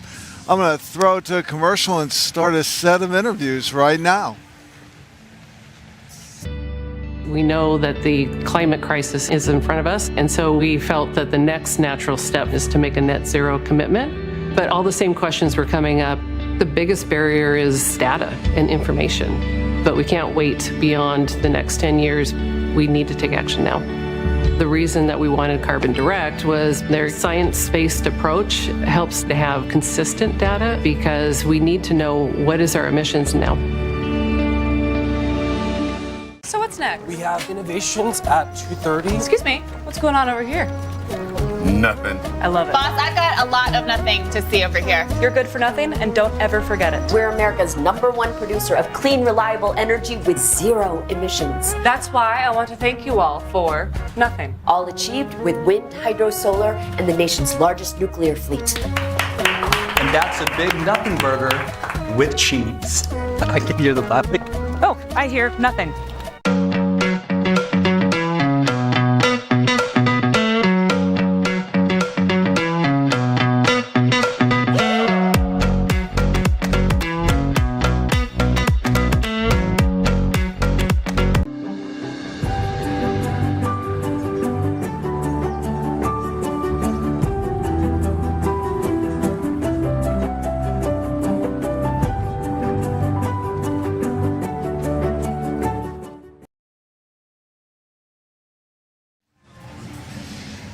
Welcome back. I'm John Davies, Networks President at Trellis Group, and I'm here with Dino Caro, Senior Vice President, Constellation Energy. Hi, John. So, Dino, you run the Commercial and Industrial Gas Retail book. What are you doing at a climate tech conference? That's a good question. So, we're one of the largest retail gas companies in the country. We serve thousands of commercial industrial customers, many of which have already taken care of their Scope 2 emissions using VPPAs and whatnot. Those same customers are turning their focus now to Scope 1. So coming here, certainly this year, there's a whole stream on carbon and really the Scope 1 problem that we face. So all of my customers have that problem. So I'm here to see what we can offer our customers. Great, and I think you're here to moderate a panel, right? Yeah. So I'm really excited. What's that going to be? I'm really excited. So had the opportunity to select a panel, so being the gas guy. We have Naomi Bonus coming. She is the Managing Director of the Natural Gas Initiative and Co-Managing Director of the Hydrogen Initiative at Stanford University. So they're involved in breakthrough technologies and whatnot and how to get that to market. And Naomi has a world view of hydrogen and natural gas, which I think is going to be interesting to a lot of the members here. With her, I've got Johannes from the Coalition of Renewable Natural Gas. He's the founder and CEO of that group, and they're a big advocate for renewable natural gas, which is essentially capturing methane and reusing it. And we have a lot of customers that are interested in that. So, I think the audience is gonna find a lot of interest in what they have to say. So, like you said, your customer base is large industrial customers. What are you hearing from them when it comes to their sustainability requirements? Yeah, so I think you could put customers in a few buckets. So the largest of the large have made commitments. With those commitments, they see value in offering a sustainable product. And because they see value in it, they properly budget for spend and to make sure they can get there. Those are at the bleeding edge of the curve. There's a lot more customers that have sustainability commitments, but they don't know how to get there, and they really haven't budgeted for it. So they're looking for ways that they can meet their goals and still stay in business. So we're working a lot with those customers and essentially, taking walkthroughs of their facilities, understanding how they use gas and power and how we can help them. A number of our customers are in regulated power states. So they don't have all the flexibility that customers in organized markets have. We have some products that can help them do that. So we spend a lot of time with them. And then the last part are those that are kicking and screaming, being dragged in. They might be in someone's supply chain where they're being asked, show me your greenhouse gas emissions and your plan. Right. And they don't know what to do. So we're working with them to help them measure it, help them report it, and come up with a plan. So you have those broad categories of customers. That's what we're hearing, and we're dealing with all of them. So I want to drill into one specific category that we've in the news a lot in the last 6 months is data centers needing even more power now that AI has come front and center. Yes. So what's going on in the whole data center demand world? Isn't that crazy? The scale of these data centers is enormous, and with these learning models getting more sophisticated, demand is here, and I think we're going to have to get really, really creative as to how we're going to power them up. We feel really it's a matter of national security. When you think of the decisions they're making and the information they have, you don't want that in another country, or worse, you don't want that in a non-friendly country. So we got to build it here. And that's when you're hearing a lot of SMRs and a lot of distributed gen. And selfishly, there are gas solutions for that as well. But it's exciting to see demand growth on the power side. We haven't seen that for a long time. And there's really room for a lot of innovation in that area. That's awesome. Well, I've been talking with Dino Caro, Senior Vice President, Constellation Energy. Thanks, Dino. All right, my pleasure.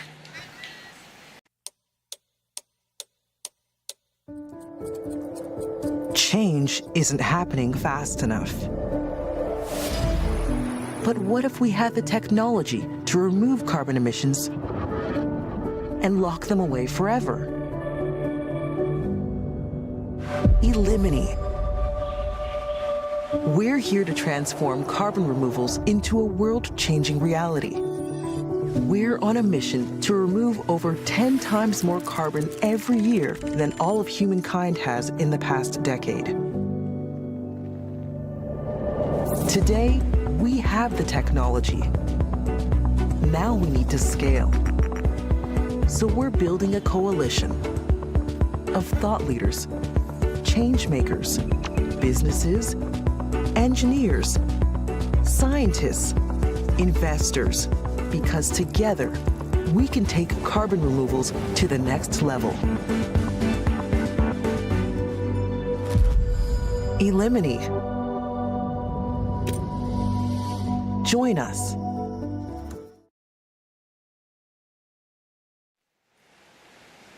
Welcome back. I'm John Davies, Networks President at Trellis Group, and I'm joined by Julie Thompson, Vice President of Commercial and Industrial Origination at HydroStore. Hi. Welcome, Julie. Thank you. So, we're here at a climate tech event. So let's find out how some of this tech works. So you have ACASE technology. First, you should just describe what those letters mean and how does that technology work? Sure. So ACASE, or Advanced Compressed Air Energy Storage, is a long-duration energy storage technology. And to think about it simply, we can take excess clean energy from the grid, so say excess solar production during the day, and store that in the form of compressed air, then deliver it back to the grid when the grid needs it most. And some key components about our technology: we have an emission-free operation, we offer 8+ hours of energy storage duration, and we're a 50+ year asset life. So with zero degradation, you can fully charge us, fully discharge us with no degradation to the asset. So we offer a lot of grid reliability benefits that's really critical for the grid. Well, we're going to need a lot of that. So what are some of the advantages that ACASE has over other storage methods? So ACASE is delivering a lot of grid reliability benefits, but it's also a bulk scale technology. So we deploy our projects at 500 megawatts of 8 hours, so 4,000 megawatt hours. And as the grid is transitioning to a more clean grid and bringing on more intermittent renewables, we need firm dispatchable power. And we also are losing rotating inertia that fossil fuel generation is bringing. So as we retire those assets, the grid needs this critical benefit. So, you talk with a lot of utilities and sort of, what are the problems facing them and their grids? Like, what are you seeing in the market? Yeah, so utilities are facing significant load growth. So data centers, industrial loads, electrification. And in order to meet that demand and also keep decarbonization goals on track, so states and governments have decarbonization goals, and we need to make sure that we're maintaining that. Utilities are considering delaying fossil fuel retirements because of the load growth, and this is where long duration and technologies like HydroStore can really serve to meet that capacity and provide the power that they need. So we've been hearing a lot around resilience and reliability. So why are these important, and how does ACASE build that into the energy supply? Well, when you think about resilience and reliability, it's one of the points that I mentioned. So inertia, you can't get rotating inertia from inverter-based technologies. And as we're bringing on solar and wind and transitioning to that cleaner grid, it's a key element to maintain frequency and regulation and grid reliability benefits. And is the ACASE technology deployable anywhere? It is. So we're definitely more flexibly sited than, say, pumped hydro, which is another large type of long-duration technology. We target hard rock geology, so that's more flexibly sited and more found and prevalent in many, many markets. So Can you give me an example of some projects you have underway? Yes, yeah. We actually have two really late stage development projects. One is in Australia, in New South Wales, so 200 megawatts, 8 hours, or 1,600 megawatt hours. And we're really excited about that project. It's serving grid reliability benefits to a community of Broken Hill. And then we have our California project, which is 500 megawatts, 8 hours, or 4,000 megawatt hours, and that's in Kern County, California. So those are our two late-stage development projects. And we're also developing in Canada, WEC, the Pacific Northwest, New York, and the UK.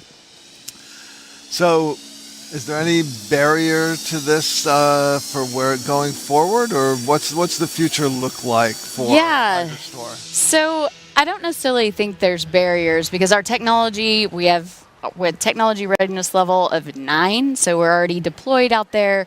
We have an operating asset in Canada, and it's more about the market signals for long duration. So it's properly incentivizing these projects. They are long lead time resources, so we need for utilities to think about procuring these today to meet the demand of the future. And as these projects are developed, they're very, very important to keeping decarbonization on track.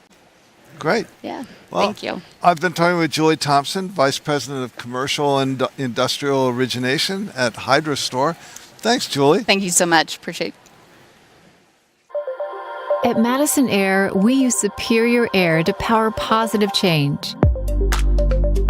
We help our partners create a more productive workforce with a reduced environmental footprint. Our innovative solutions have been intentionally designed to ensure the buildings in which they're deployed use less energy and less water so that each new generation of energy can get cleaner and greener. We call this Return on Air. So what's next? We have innovations at 2:30. Excuse me, what's going on over here? Nothing. I love it. Boss, I've got a lot of nothing to see over here. You're good for nothing, and don't ever forget it. We're America's #1 producer of clean, reliable energy with 0 emissions. That's why I want to thank you all for nothing. All achieved with wind, hydro, solar, and the nation's largest nuclear fleet. And that's a big nothing burger with cheese. I can hear the laughing. Oh, I hear nothing. We know that the climate crisis is in front of us, and so we felt that the next natural step is to make a net zero commitment. But all the same questions were coming up. The biggest barrier is data and information, but we can't wait beyond the next 10 years. We need to take action now. The reason that we wanted Carbon Direct was their science-based approach helps to have consistent data because we need to know what is our emissions now.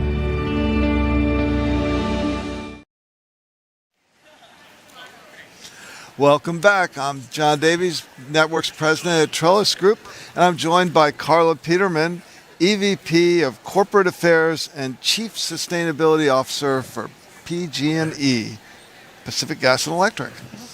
I'm always amazed by how broad how big the territory is that PG&E covers. It's really amazing. I'll tell you, John, we serve 1 in 20 Americans, electricity and gas. And so that's one of the statistics that always is sobering and motivating for me in terms of the impact we can have. Wow, So you're here at VERGE, our climate tech conference. So what are you doing here? Well, as you noted, this is our service area, so PG&E has been a longtime supporter of VERGE, and I just had the opportunity to talk about addressing wildfire risk and climate change on the main stage, and we've also got a big team here that's participating in all types of discussions, specifically on electric vehicles and energy storage and AI. Fantastic. So what is unique about a utility like PG&E? What can you play in addressing climate change? Well, as a company, we have very aggressive goals to reduce greenhouse gas emissions, not just our own footprint, but also for our customers. And a key role that we have is making sure that the grid is able to support all the electrification that's necessary. When you look at all the different climate models, they have increasing electrification as a key way to mitigate some of the impacts of fossil fuels. And so we're focusing on making sure the grid is ready and that our customers have all the information they need. Awesome. And so you have an upcoming innovation summit. So tell me a little bit about that. Yes, I mean, so one thing is for certain, we have to innovate across the system, like the power we're providing, the system that we're using, the technologies on it. And so last year, we issued a research report. We actually said, here are all the research problems that we could use help with. And we had our first innovation summit, and there was such a great response. So we're having our second one this year in San Jose, so right around here, November 13th. And we're really focusing on AI and how AI can enable all the different technologies and use cases that we think are necessary for decarbonization. So we still have room if people want to come. So just go to pgne.com/innovation, and you can sign up and join us either in person or virtually in San Jose. Wow. So on your first summit, what sort of things did you see come out of that? Oh, well, so what was really interesting is that, I mean, we provided research statements across different areas. So we have needs around wildfire, we have needs around connecting electric vehicles. And so we saw a lot of different innovations related to technology, but also in like software, but also things about how do you better store coils and wires so that you use up less space in warehouses. And so there's just so many things that utility does that anything that can help us do the work more efficiently at lower cost and safer, we're interested in. So, you cover so much. What gets you really excited about what you're doing at PG&E? Well, I began and said, we really have a daily impact in folks' lives. And so that's what inspires me. And the electricity system that we're creating, the energy system, will be the best that mankind has ever seen. Like, it has to be by design, right? It's got to be cleaner. It has to be more resilient. It needs to be lower cost. And so I get excited about being able to be part of a team that's going to make the best energy system that anyone's ever experienced. And a big thing that's different for us than, say, 100 years ago is our customers are going to be an active part of it. Like, we need our customers adopting electric vehicles because that's going to actually help make the grid better. So I love the fact that we get to be in partnership with customers as we do this work. Wow, that is really cool. So in our last few seconds together, what's the message? Because a lot of your customers are probably watching this. Mm-hmm. What's the message you want to share with them? So, we are committed to making a safe, clean, reliable energy system. We're making progress on it every day. Please engage with us. Engage with your customer reps. Come check out our website. Learn more about our innovation. Come join the Innovation Summit, right? I mean, we need your best and brightest ideas and your partnership. Fantastic. Well, I'm here with Carla Peterman, EVP of Corporate Affairs and Chief Sustainability Officer at Pacific Gas and Electric. Thanks, Carla. Thank you. It's a pleasure. Thank you. It's a pleasure.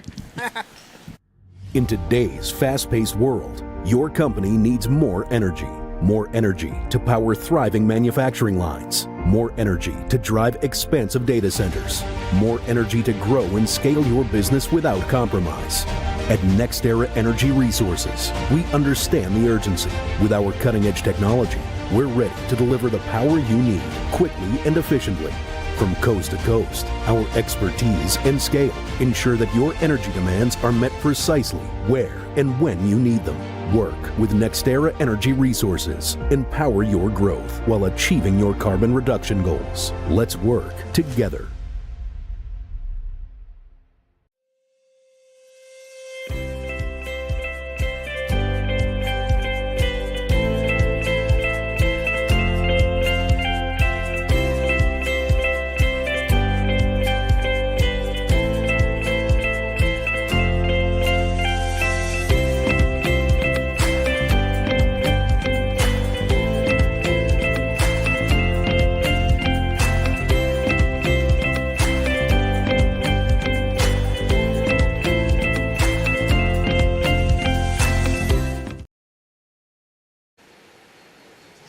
Welcome back. I'm John Davies, President of Networks at Trellis Group. I'm here with Sadie Williams, Senior Director of Global Industry Product Marketing at Microsoft. Welcome, Sadie. Thanks so much. It's a pleasure to be here. So, first off, I really want to acknowledge and thank Microsoft for the many years of support for our events, including VERGE, including GreenBiz. So, what are you most excited about for the week ahead at VERGE? So I'm most excited about just connecting with this amazing community of change makers. I find that often just connecting with different people in terms of ideas and getting inspired is really my favorite thing from these events. So really excited to be here. I know the layout of the hall is great because you can just stand by registration and see everybody crisscrossing across. Yes, it's really, really active. So. Yeah. So tell me more about how you're thinking about advancing sustainability at Microsoft. Sure. Well, meeting the generational challenge of climate change really requires that Microsoft put sustainability at the center of everything that we do. And that really means starting with our own impact first. So about 4 years ago, we established 4 bold sustainability goals to be carbon negative, water positive, zero waste, and to protect more land than we use by 2040. So we are progressing those goals, but we also, as we look beyond our own impact, we do believe that we have an important role to play to help our customers and our partners on their sustainability journey through technology. And so there we support them with our flagship product, Microsoft Cloud for Sustainability, which is a data and AI platform to help progress their goals. And then last, real impact is going to come from creation of a sustainable global economy. And so there we focus on advocating for policy. We focus on the creation of new markets such as carbon renewal. And then we also focus on investing in new technologies to advance sustainability. Awesome. So I don't think we can talk to a technology leader like Microsoft without talking about the impact of AI. And I think there's a lot of promise for AI helping with sustainability challenges, but also there's a big cost in energy with AI. And, there's a big year for this topic. How is Microsoft thinking about all this? Yeah, well, reaching net zero comes with all kinds of complex, costly challenges.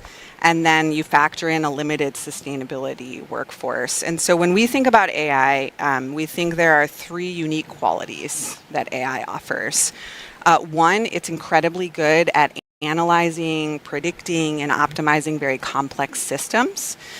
And so in ways that traditional computational models could not, perhaps. So I'll give you a quick example. We partnered, 25 to 30% of our global drinking water is lost through urban distribution leaks. And so to solve this challenge, we worked with Phytotech, and they actually created an AI-driven leak detection system that cities can use that has been implemented. The second area that AI can help with is really accelerating the discovery and development of new sustainable solutions. An example there, lithium has some negative environmental impacts. And so as we look at batteries, we partnered with the U.S. Department of Energy's Pacific Northwest National Lab. They used AI to look for a lithium alternative for batteries, and they looked across 32,000 different possible materials and synthesized down to a working prototype in just a matter of a few days. And then lastly, I'll just add that AI is a productivity tool, so it helps people rationalize over vast amounts of data and then really identify what is that thing that is going to help progress your sustainability goals. To the second part of your question, we cannot ignore the resource intensity of cloud and AI applications. And so we are laser focused on thinking through how do we address that. And there are 3 areas that we're focused on. The first is really energy, addressing the energy and water efficiency of our data centers. On the energy side, we have reduced the water intensity of our data centers by 80%. With innovations such as air cooling. On the energy side, we have a goal of carbon-free energy for all of our data centers by 2025, and we're innovating in new ways. I'll give you another example. In Ireland, we are where the primary source is wind, we're using batteries in our data centers, and then that keeps the wind power. And then when needed, we can power not only our data centers, but transfer that energy back to the local grid. The other areas are really advancing low carbon materials, both for our own data centers as well as for the market. And then lastly, we are focused on improving the energy efficiency of AI itself, whether that's tools for developers or inventing new models for AI, such as small language models, which actually outperform in many cases the large language models, which use 25 times, are 25 times larger. Wow. So. All right. Well, I've been talking with Sadie Williams, Senior Director of Global Industry Product Marketing at Microsoft. Thanks for all the support. It's been a pleasure. Thank you so much for having us. We appreciate it. It's been a pleasure. Thanks. At Madison Air, we use superior air to power positive change. We help our partners create a more productive workforce with a reduced environmental footprint. Our innovative solutions have been intentionally designed to ensure the buildings in which they're deployed use less energy and less water so that each new generation of energy can get cleaner and greener. We call this Return on Air.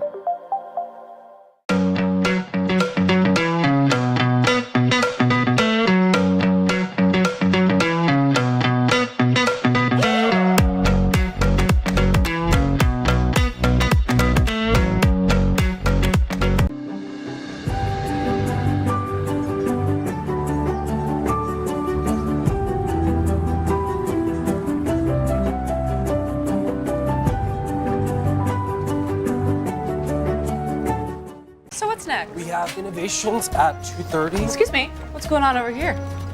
Nothing. I love it. Boss, I've got a lot of nothing to see over here. You're good for nothing, and don't ever forget it. We're America's #1 producer of clean, reliable energy with 0 emissions. That's why I want to thank you all for nothing. All achieved with wind, hydro, solar, and the nation's largest nuclear fleet. And that's a big nothing burger with cheese. I can hear the laughing. Oh, I hear nothing. All right, that's a wrap for today. Such an exciting day. We had Stuart Goldsmith, the climate comedian. I'm looking forward to seeing him tonight. I'm going to leave here and go walk around the expo. I wish you could join me. Maybe we can have somebody follow me with a camera one of these days, and you can see everything going on in our showcase and all the cool startups that are hanging out here. I think it'll be somebody different tomorrow, but thanks for sticking around, and come next year to Verge.